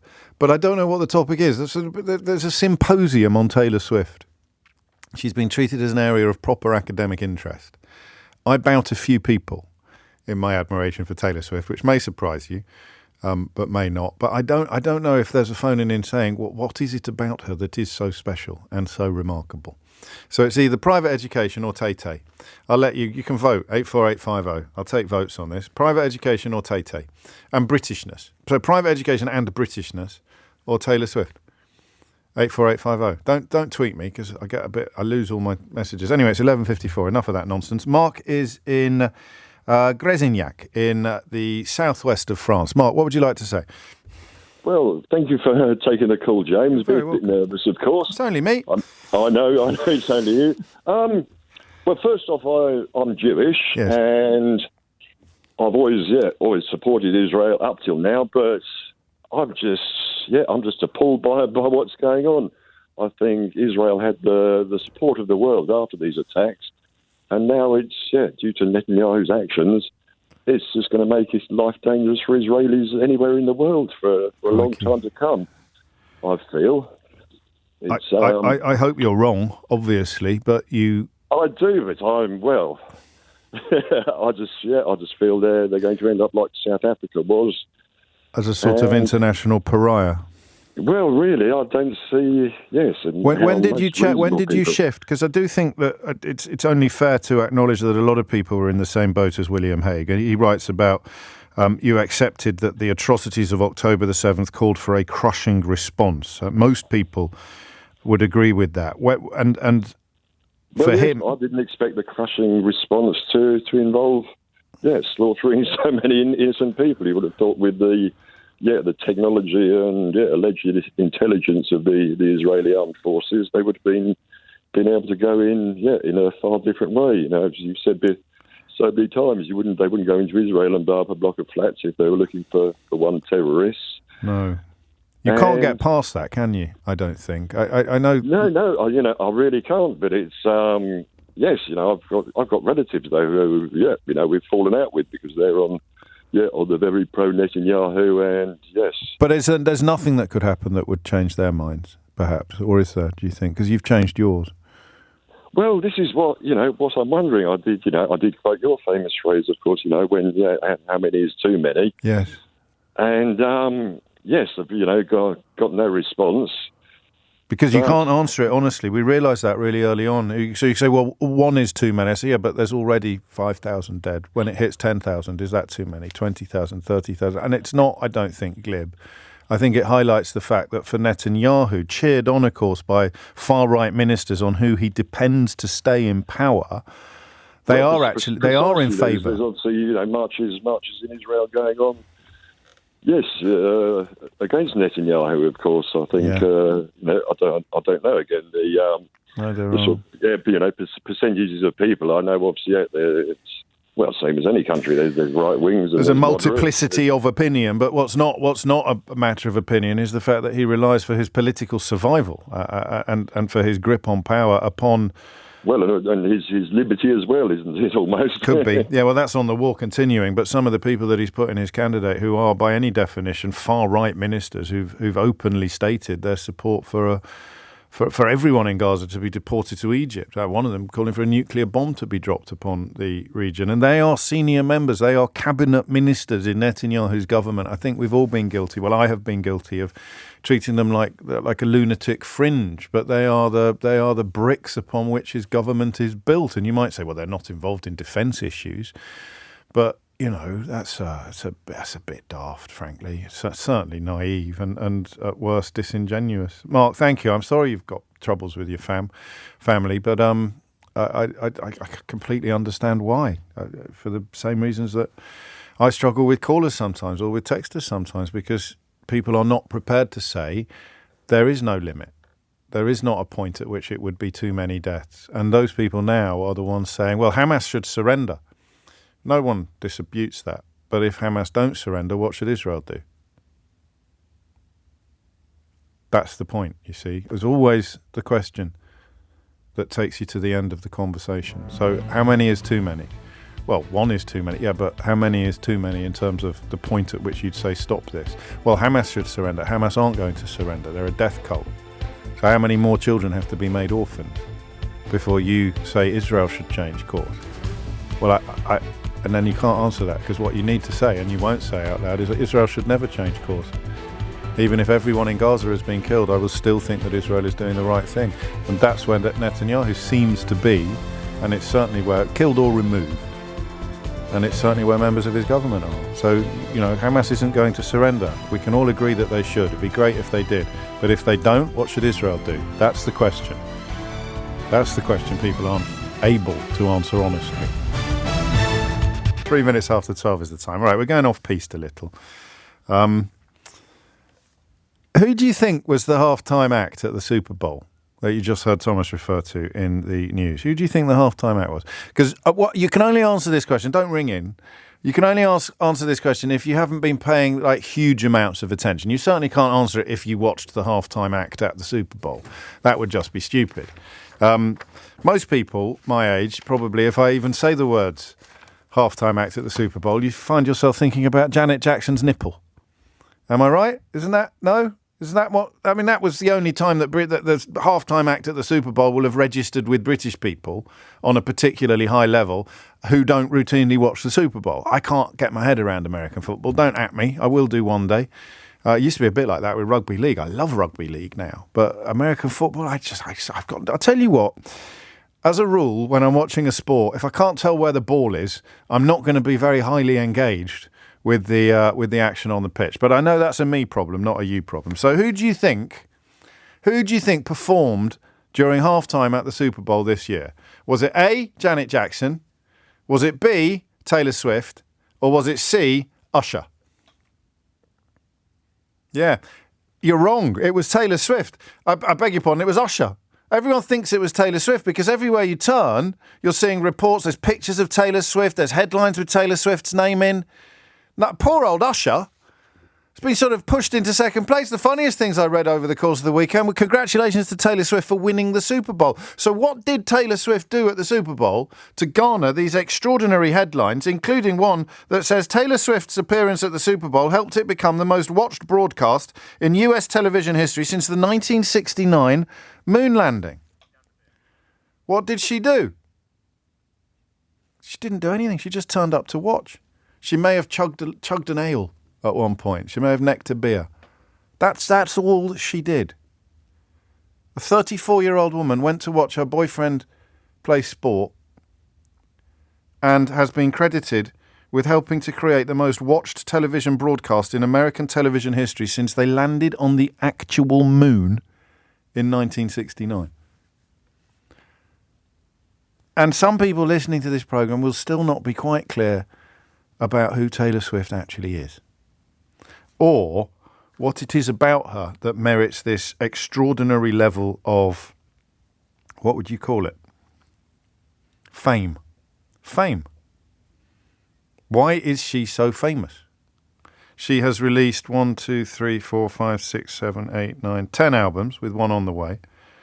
She's re-recorded 4 albums because of contractual shenanigans involving a bloke. You see, you think I'm on thin ice on this. You're going to be stunned by my knowledge here. Scooter, his name is. Scooter something. Scooter Braun? Someone bought the rights to her records, and she was so hacked off about it that she re-recorded them so that she'd have her own version of records that were now owned by somebody else. Indeed, it is called, for the 4 that she's done off the top of my head, Fearless Red, Speak Now, and 1989.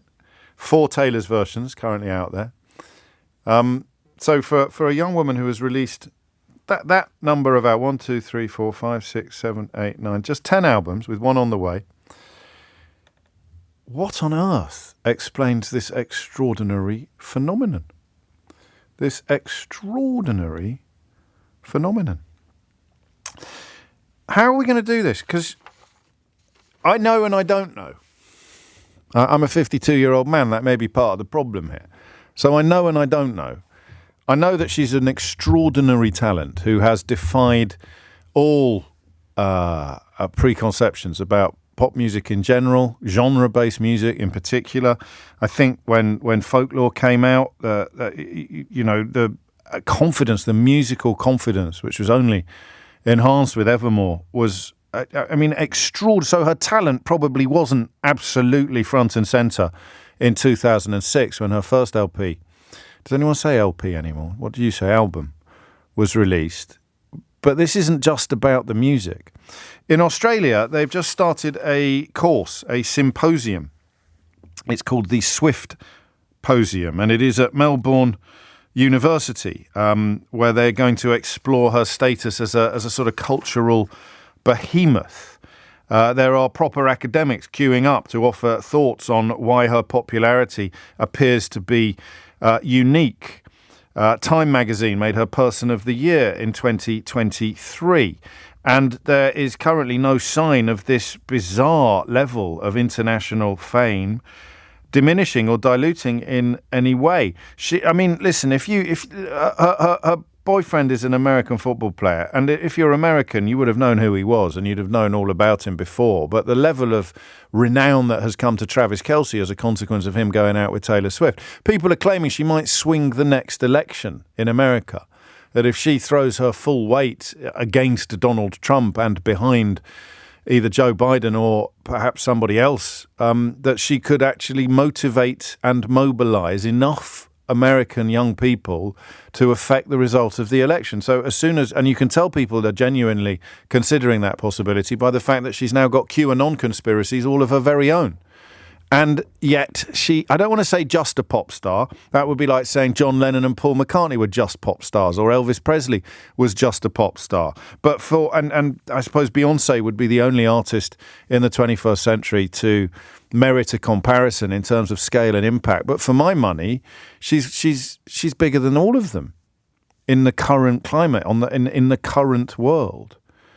And I want you to explain why to somebody who genuinely doesn't know. And it's got to go beyond the music. It's got to go beyond the music. What is it about Taylor Swift that explains her intergalactic levels of fame and influence? All right? Hit the numbers now. You will get through. 0345 6060 973 is the number that you need. There's a university course on her now. She has become, says one of the people that teaches on that course, a former Rolling Stone reporter, she has somehow become the most godlike superstar on the planet, bigger than I thought was even possible. And this is someone who taught the first ever university course on Taylor Swift, speaking at this symposium in Melbourne in the last couple of days. She is one of the most celebrated artists of all time, one of the highest earning artists of all time, and yet none of that is quite enough to explain these unique levels of renown and influence. So, for people who don't know, of whom there will be millions, and for people who know but don't know, of whom there will be millions more, myself included, why is Taylor Swift so extraordinarily famous, stroke influential, stroke important? Let's just go with important, actually. I love it when the programme edits itself live on air. Why is Taylor Swift so important? 0345 6060 973 is the number that you need. And I speak as someone who understands elements of it. So she has, I mean, for good or for ill, because I think latterly the amount of money she charges for merchandise and tickets doesn't speak of a particularly deep regard for her fans. And I will take that on the chin if you want to come for me. But she did create in the minds of her fans a unique connection, the likes of which, and I used to be a showbiz journalist, and I love pop music. And the way I feel, for example, about George Michael would be a typical teenager, even at my age now. I understand what adulation is or fanaticism is in the context of pop music. But Taylor Swift creates in the minds of her young fans, and they're not young anymore, creates in the minds of her fans a connection, a belief that she is their friend or that she understands them in a way that other people don't. And you can say that about lots of pop stars, but again, with her, not on the same scale. Not on the same scale. Why? So I get that. I've seen her twice live, and I should have seen her 3 times. But, all right, I'll tell you, I've become a bit of a snob. A ticket snob. So I'm very blessed in that I get invited to things, including the Six Nations rugby, despite what Popbitch wrote about me last week, claiming I was ringing around PR companies trying to get free tickets for the rugby. Number 1, I couldn't go to the rugby this weekend. And number 2, I get invited most years to the Ireland-England, well, if it's at Twickenham, to the Ireland-England game. But anyway, I'm a bit worried about that because all the stuff I've read in Popbitch over the years that I thought was wonderfully scurrilous, maybe as utterly baseless as the stuff they wrote about me last week. But I digress. I get invited to stuff and I get used to having really good seats. So we had tickets for the 1975 last year and I didn't go because they were normal tickets. They were right up in the gods at the O2. And the girls went with their mum and Taylor Swift was the surprise guest on stage. So the last time we went to the 1975, we went as guests of the band, right, which was fantastic. Matty Healy, the lead singer, had been on Full Disclosure. He's rung the show a couple of times. I think the man's an absolute god. But I didn't even know they'd bought tickets. I think it might have been a birthday present. One of the girls bought it for her sister. But we had 4 tickets, but you've been to the O2, and you know the difference between being near the stage and being not near the stage. So I didn't go, and I missed it. So I missed Taylor Swift coming onto the stage as a surprise guest at the 1975 concert. So I do know a little bit of what I talk, of what I speak. But the scale, it's got to be the scale of it. What is it about her that puts her on a different planet from every other pop star in the business and possibly in history? Hit the numbers now, you will get through. It's coming up to 12:15. 0345 6060 973. My apologies to people who were hoping to hear a conversation about private education and Britishness this hour after Rishi Sunak accused Keir Starmer of not being very British for criticising him for where he went to school. One of the, in my experience, most British things imaginable. We may do that tomorrow, but now it's all about Tay-Tay. 18 minutes after 12 is the time. Don't worry, we will pepper it with politics. Natasha Clark has a juicy exclusive for you about the Conservative candidate in Wellingborough at this week's by-election. But I am, in the meantime, asking you to explain to the uninitiated what it is that makes Taylor Swift the most popular and important pop star on the planet and possibly in history. And I use those words advisedly. Although I like this. She's not as good as that young lad at the Irish match. I take your point. He was extraordinary. Particularly at the end where he just went, "Come on, Ireland!" It's just... But anyway, we digress. Amy's in Romford to kick things off. Amy, what would you like to say? I just would like to say that she is my queen. I have been obsessed with her for 15 years now. I just love her. You were a bit late to the party then, because the first album came out in 2006, which is 18 years ago. Yes, but I'm 28 now, so Fair enough. You were young enough. So young. Yeah, I was young enough, and I still remember the first day that I ever heard her music. And do you know what? As I've grown older, I feel like I've changed with her. And, you know, as arenas turned into stadiums, she makes me feel like I'm the only person at the concert. That's extraordinary, isn't it? How many times have you seen her live? About 13 now, which is a lucky number, which you probably already know, what I know as well. I know the names of her cats. That's how sad my life is. I know you do. I don't even need to check. The what I need from you, though, is not just she's amazing, she's my queen, I love her. Someone listening to this who goes, yeah, well, she's just another pop. What is it about her that explains these extraordinary levels of popularity and influence?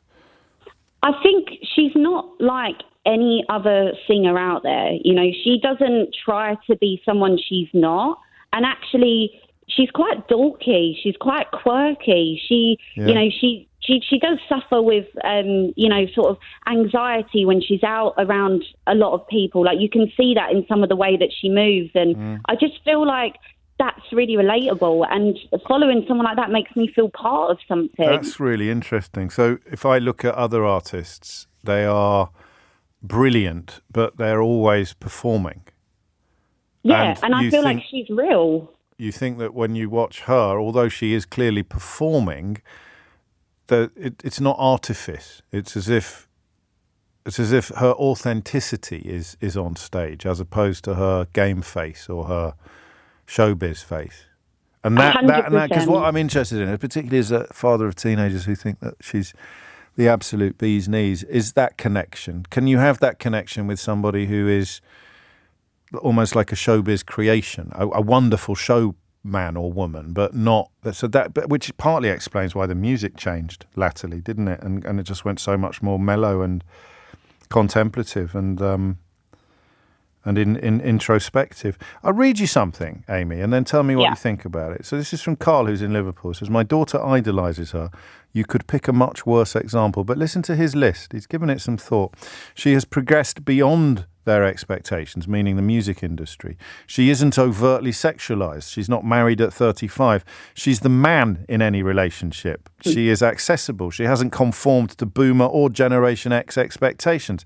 She has encapsulated the millennial experience. She's the first millennial to grow up in the public eye, from a meek country singer to a political Goliath. She is this generation's version of the Beatles or Elvis. And Carl concludes by saying, my daughter idolises her. You could pick a much worse example. He's not wrong, is he? I couldn't have said that better myself. And do you know what? I've said the exact same thing. And I feel like growing up and having someone like Taylor Swift as a role model has really shaped me to be who I am today. And, you know, the Swiftie community, because, you know, we're growing and growing and growing. And it sounds silly to talk about it in such a serious way, but it is. You know, like, we all look out for each other. I've been to concerts on my own, you know, and I've left with lifelong friends. Like, I feel like we are all so connected by, you know, such an amazing force. And, you know, it's not to be reckoned with. Like, you know, we really feel something. And as she's got bigger and even as music's changed, I'm more obsessed now than ever. That is the mad bit about it. Or did you stay up for the Super Bowl though, Amy? Oh, well, luckily I was working, so I was on a night shift anyway. But yes, I was up. And is that the first time you've ever watched American football on the television? I have not. Do you know what? I feel like I won the Super Bowl. I feel like I won the Super Bowl. Like, yesterday felt like my birthday. Like, it was absolutely insane. Like, all of this, the content that we were getting out. Like, I have never watched American football in my entire life. I was so happy that the Chiefs won. It's a crazy business, and that is, for you at least, all down to her. 23 minutes after 12. I'm getting messages saying that she sang. She didn't. I promise you she didn't. I'll just check with Amy. She didn't perform, Amy, right? She didn't perform, but, you know, she went to the after party. No, I know, but people genuinely, because if you were following this story just from, like, 2 paces away, looking at headlines, looking at the news, watching things. Everyone thinks she actually performed at half-time, because how can Taylor Swift be the big story coming out of the Super Bowl by dint of having been in the audience? I mean, it is. We're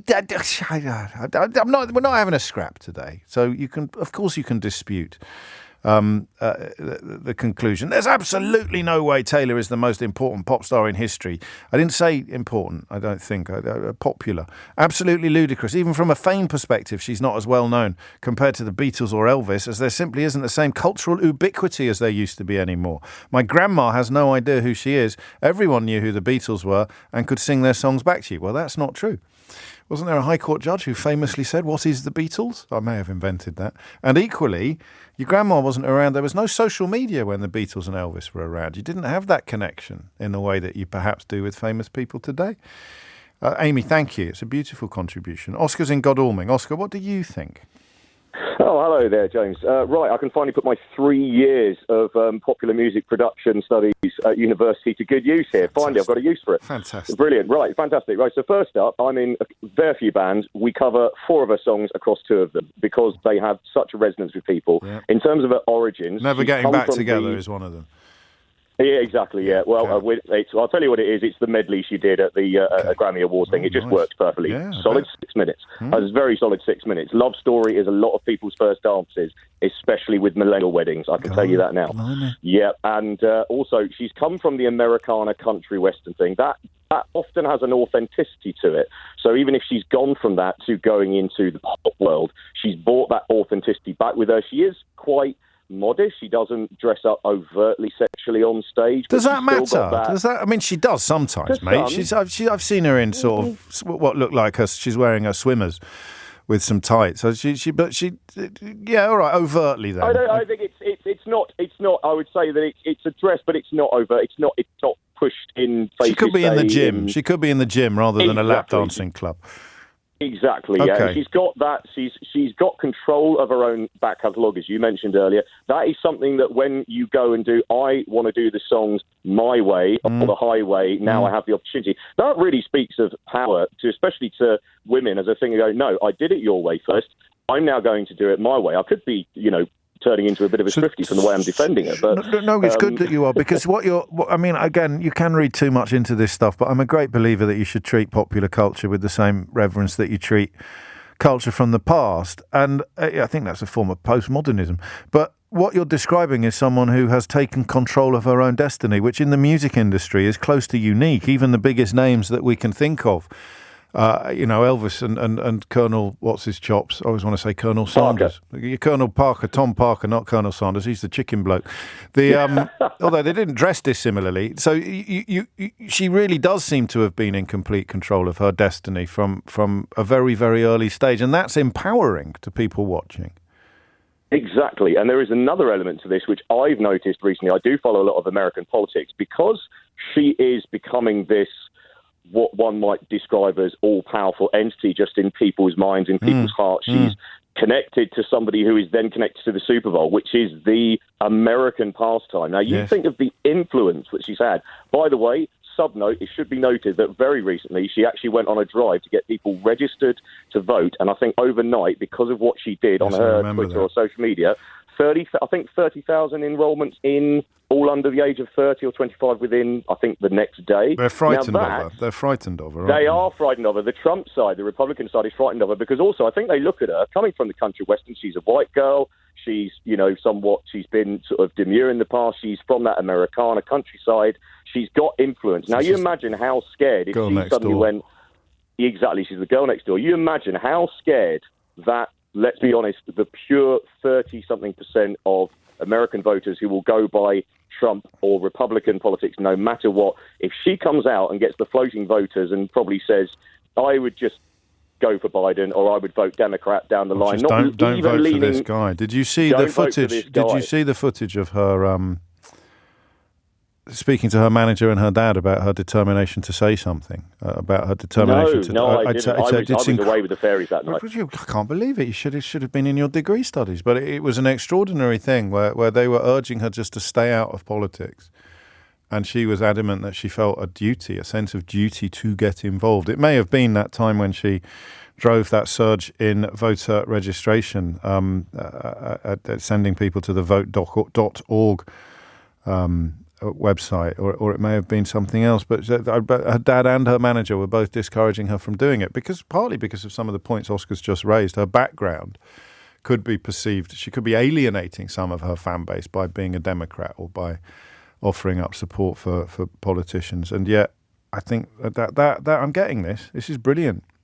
There is something there, isn't there? It's something there about being her own creation, or not even a creation, about authenticity as opposed to artifice. Now, I love artifice, but if you think that Madonna off stage is anything like Madonna on stage, which she might not be a good example, but that idea that you have to constantly keep reinventing yourself, not just musically, but in terms of image, as opposed to evolving, like sitting down and thinking, what can I do next to keep these levels of attention?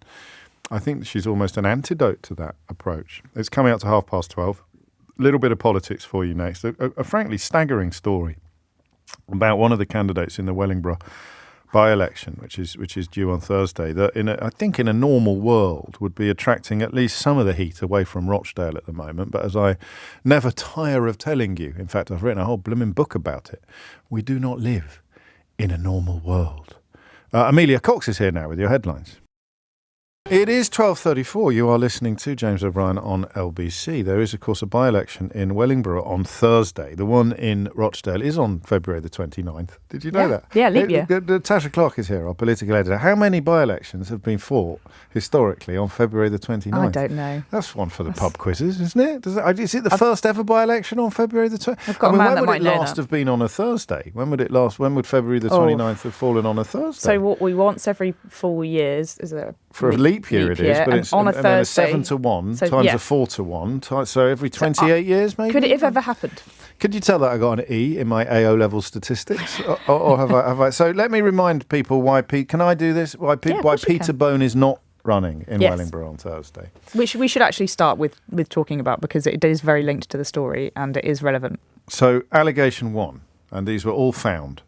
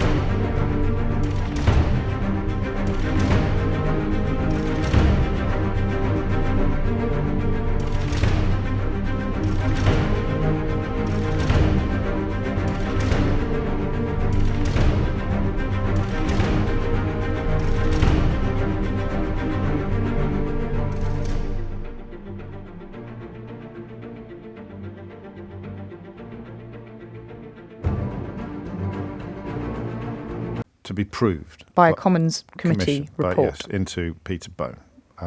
He verbally belittled, ridiculed, abused and humiliated the complainant, and this was bullying. He repeatedly physically struck and threw things at the complainant, and this was bullying. He imposed an unwanted and humiliating ritual on the complainant, namely instructing or physically forcing the complainant to put his hands in his lap when Mr. Bone was unhappy with him or his work, and this was bullying. He repeatedly pressurised the complainant to give him a massage in the office, and this was bullying but not sexual misconduct. And he indecently exposed himself to the complainant on an overseas trip, initially in the bathroom of the hotel room they were sharing, and then in the bedroom. The commissioner concluded that this was sexual misconduct, and finally, he ostracised the complainant following the events subject to allegation 4.3, which is the indecent exposure, and this too was bullying. So you would think that the Conservative constituency party in Wellingborough would be running away from Peter Bone at approximately 104 miles an hour. Is that what happened? It is not what happened, James. It's very sad to report that the local branch there decided then to select. Obviously, this was on a by-election sped-up timetable, which everything happens very quickly when there's a by-election, and some of the processes are skipped a little bit because they need their candidates in place. But those local candidates, I think it was around 70% of local Conservatives in Wellingborough, picked Helen Harrison to be their Conservative candidate. Helen, who is?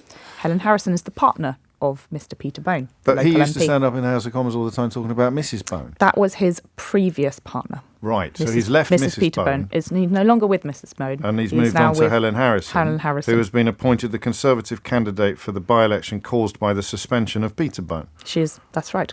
OK, what have we found out about her? And today we have discovered that Helen Harrison claimed at least £1,000 of Brexit campaign funding to her own physiotherapy firm. That Tory candidate, she was previously a director of Grassroots Out. This campaign group was funded by the former MP and prominent Brexit backer, Mr. Peter Bone. In 2016, this was a campaign, obviously part of that campaign, to leave the EU. But according to two invoices, which are still up, by the way, on the Electoral Commission website. You can find these two online if anybody is of course, doubting us. Two invoices from Grassroots Out were paid to Helen Harrison's physiotherapy firm, Haringworth Physiotherapy, totalling £500 each. They claim in that the cash was used for overheads and general administration, and the other was for administrative services. Now, I'm not sure about you, James, and I don't know how often you use a physiotherapist, but I'm not sure that they usually do administrative services. I could be wrong. They could do.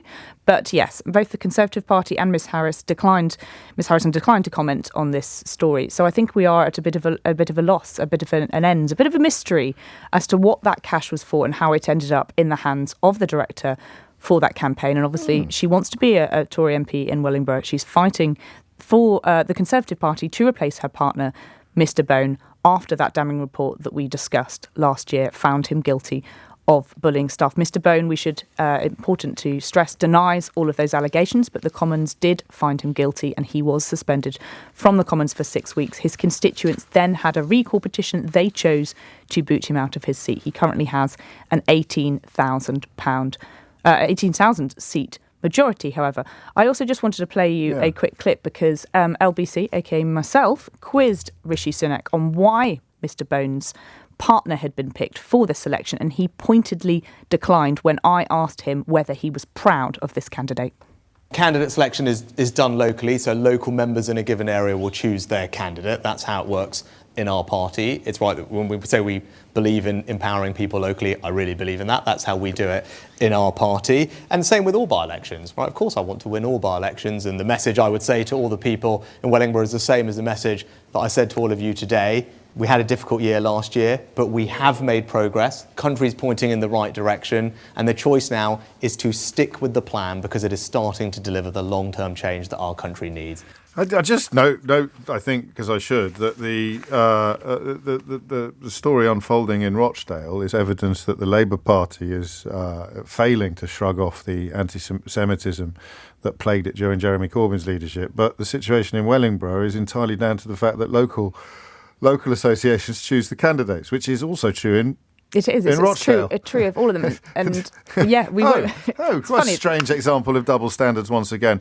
But tell me more about Grassroots Out. That was not a designated campaign. No, it wasn't. So essentially, Grassroots Out, it was founded in 2015 by Mr. Bone and by a fellow MP called Tom Pursglove, with backing from then UKIP leader Nigel Farage and also Kate Hoey. And it did take part in a bit of a battle to try and become that formal designated Leave campaign. But as a result, it did lose out to Leave.eu. Now, they got the designation, which meant they could spend a lot more money. And this group, which was also funded by Arron Banks as well, could only therefore spend around £700,000 over the course of this campaign. However, the group has never explained why it received around £2.6 million in donations during that campaign, but only registered around £200,000 of this that was actually spent. So is it that money never was actually spent on anything and therefore it was never reported at all? It's a bit of a mystery as what happened. And obviously, this is a by-election. You can find all of the full list of candidates on lbc.co.uk. bbc.co.uk. /candidates. Yeah, it's very important to say /candidates. So how much is unaccounted for then, roughly? Well, if you take off 200,000 from the 2.6 million, so it's around 2.4 million pounds. Was it ever spent? What happened to it? Good Lord. If it was a Remain organisation, I suspect that these questions would be shouted from some even higher rooftops than this programme can provide, Natasha. But I speculate. Thank you for that. Very interesting. And again, as Natasha reminded you, the full list of candidates is available. You can't say this too often, by the way. You'd never get into trouble with Ofcom for saying it too often.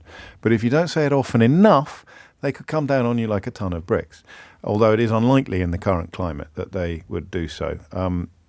But anyway, the full list of candidates is available at lbc.co.uk/candidates. So how many are on Thursday? Just Wellingborough, and then Wellingborough is on Thursday, and Kingswood. Kingswood is on Thursday as well. Two Conservative by-elections. Why is Kingswood happening? That is Chris Skidmore's former seat. He resigned over the Conservatives continuing with oil and gas. Oh, that's right. So that looked like a principled resignation. It did, but also I think at the end of the day, he going to step down anyway. He was one of the authors of Britannia Unchained, wasn't he? So you know that weird pamphlet that the one, Kwarteng, Truss, Raab, yeah, all the greats, all the classics, all the hits. Was he really part of that? I didn't know that. Skidmore was the one on that list who didn't seem to have sort of subsequently gone crazy. I think he was. I've probably got this wrong. Producers looking at me askance. I'm not sure. I'll double check that. Yeah, but in terms of these by-elections that are happening on Thursday, I've been told that CCHQ is not putting a lot of resource into fighting them. The expectation management compared with other by-elections is very low. They are saying that they don't think they're going to win. Privately, the Conservatives are saying we don't think we're going to win. So if Labour don't gain these, then they will be coming out saying actually this is a very poor result for Labour. But actually, there is an 18,000 majority in Wellingborough, and I think there's quite a high majority as well in Kingswood. So really, with the swings that we've seen in recent by-elections and Sir Keir Starmer's recent poll lead, they should be taking seats like these. While you're here, I've called it smear Keir on the programme, although the situation in Rochdale doesn't fit under smear Keir. There's a proper problem there that has been properly had attention drawn to it, although some of the ways in which it's happened have been a bit dodge. Am I going nuts when I think this is a very, very early, if we're having an election in November, this is very, very early to be going in on the smear campaign, on the ad hominems, on the how dare Keir Starmer work as a lawyer when he was a lawyer, or buy a field full of donkeys for his disabled mother, or all the other things. They're trying very, very hard to... Grant Shapps writing about the army being woke, so not attacks upon Starmer, but much more electoral than political. That's... I think Sunak's written an article for one paper today. That seems very early. It seems very far out from a general election for me, for the kind of tactics that look like they are electioneering. I wouldn't point to things like Grant Shapps and the army being a woke thing, because I think that was an investigation the Telegraph did that Grant Shapps then responded to. So I wouldn't. But it was on the same day that an aircraft carrier failed to set sail for Norway because of mechanical faults, a week after another aircraft carrier failed to set sail for Norway because of mechanical faults. And he is, of course... pain me though it does to remind everybody, he's the Secretary of State for Defence. So if someone rang me up and I was Secretary of State for Defence when I've got two aircraft carriers up on bricks and said, could you write me an article about how woke the army is? I'd say... potentially, possibly. Yeah. Off your trot. I've got two aircraft carriers up on bricks. I'm the Secretary of State for Defence. I don't see it as like that. Right. I don't see it as like that, because I think... So there's no reason here to think the election might be sooner rather than later? Because I think the Conservatives, I don't think are ready for a May election. Andrew Brigden said they were. Are they? Okay. Brigden. Didn't you get a Christmas card? I didn't. I don't believe that. Can I just say why? Yeah, please. I don't think that the Conservatives are thinking and planning about a May election, but what they are thinking about is trying to start making the cases and making those attacks on the Labour Party early, because it gives them longer time to fit in, which therefore might fit in with your narrative about why you're seeing some things around here and why Rishi Sunak's talking today, or trying to talk about house building today and about how he's going to build lots of houses. Yes. And obviously that will be a very big issue in the campaign. But yes, whether it is a mess up or conspiracy, I don't see it as a sort of long-term election planning strategy is why they're doing this. I think it's more the Telegraph came to Grant Shapps with an example of how the army is doing X, Y and Z, and it maybe have been slightly politically convenient for him to then make a politically convenient attack that the Telegraph may run their paper. That's how I would read it. I wouldn't read it as some sort of they're planning for an early election. The Labour Party, though, are expecting to plan for an early election. Are they? Yes, they're saying they're going to be ready for May. I don't quite believe that there is going to be one called, and obviously the Conservative Party is the one that's got to call it, and things aren't looking great for them right now, are they? No, not really. Thank you, Natasha. And you'll be in. Where are you going on? Are you going to Wellingborough on Thursday? I'll be here. Will you? Keeping our Henry Riley will be in. Running it all from HQ. Thank you very much, political editor Natasha Clark. Back to Taylor Swift. Much more important matters after this. It is 10 to 1, and one of my favourite people on Twitter, Henry Morris, who used to tweet as the secret conservative, didn't he? And he's got a rather splendid book out called Diary of a Secret Royal. He's a very, very funny tweeter, very, very funny man. I'd noticed he's just tweeted, and this ties in with what Natasha was talking to us about a moment ago and what we were talking about in the first hour. Presumably Labour can parachute Azhar Ali's girlfriend in to fight the seat, and the Tories won't mind. That works, doesn't it? I mean, it's technically impossible, but it is, I think, politically quite pertinent. Back to Taylor Swift, though, and the mysterious, well, not mysterious, but I want to get to the quiddity of her appeal, the essence of why is this 34-year-old woman so enormously influential to the point where she can take the credit today in widespread reports across America for delivering the biggest audience that the Super Bowl has ever received and the biggest audience American television has seen since the moon landings, simply by being in the audience, not even doing the halftime show. Imis Alua is in Fulham. What do you reckon? Hi, James. How are you? Very well, thank you. Okay, so I have 2 points because I'm actually a massive NFL fan, so I'll come to that point second. Really? How come? I'm huge. No, we'll come to that point first. Thank you very much. How come? So I'm a bit of a night owl. So I think back during university, I was staying up one night and the Super Bowl was on, so I just thought, I'll watch it. Yeah. And then it came on the next year, and I thought, I'll watch it again. And then I started dating somebody who really liked the NFL. Right. So then I started to watch it more. And now Next thing you know, you're addicted to it. Yeah, now I'm addicted. I watch it more than I watch football. Gosh. I watch the Super Bowl at my friend's house normally. We have analysis chats during season. I'm missing it so much right now, but thank God the draft is coming soon, so I'll have a bit more of a fix then. Sorry, the draft is where new players get drafted. Players get drafted. No, I know it's like that. A massive. Oh, sorry. Yeah, it's like I know a bit.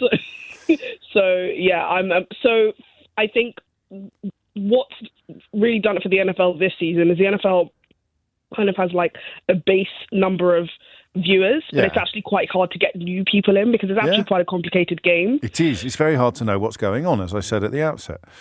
It's really you can't tell where the ball on. is. So she's delivered numbers, untold numbers so people are tuning in to watch American football because Taylor Swift is in the audience.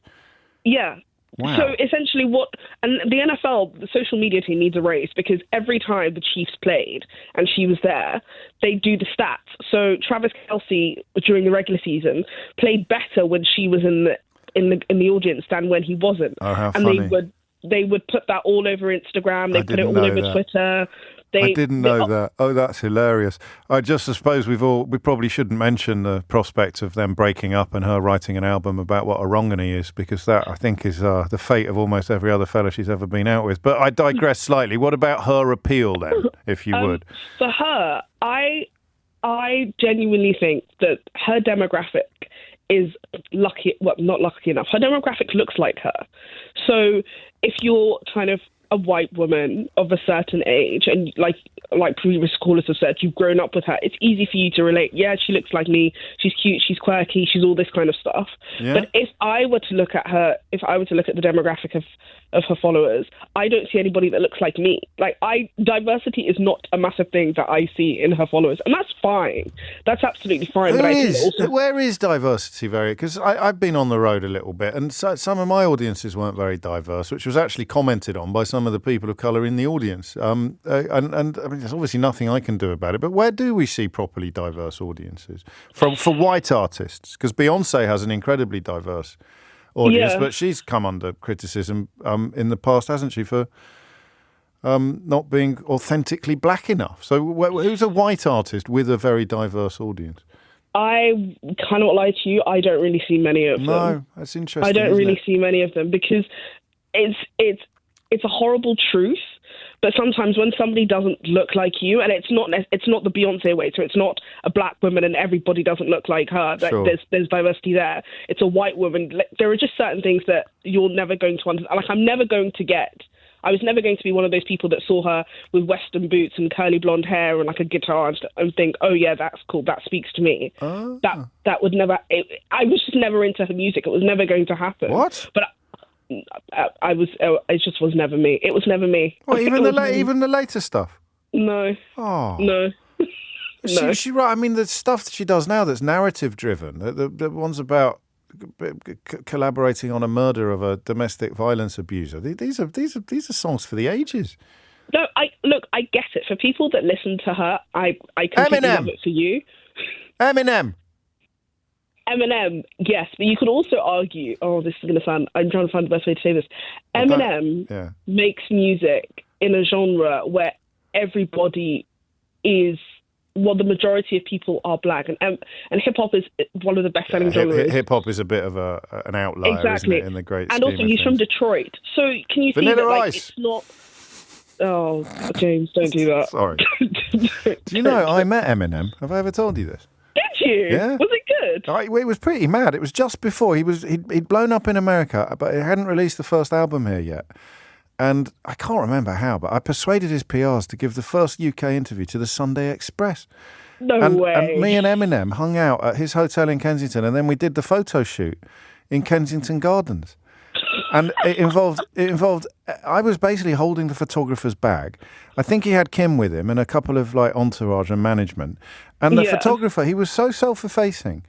Bearing in mind, he was about to become the most famous man on the planet. The photographer got him up on a park bench. There's photographs somewhere in the Express archives of Eminem standing on a bench in Kensington Gardens while the photographer does a sort of shot down on one knee from below. And then we went to Tower Records together to look at the hip hop section in Tower Records. How cool is that? That is really.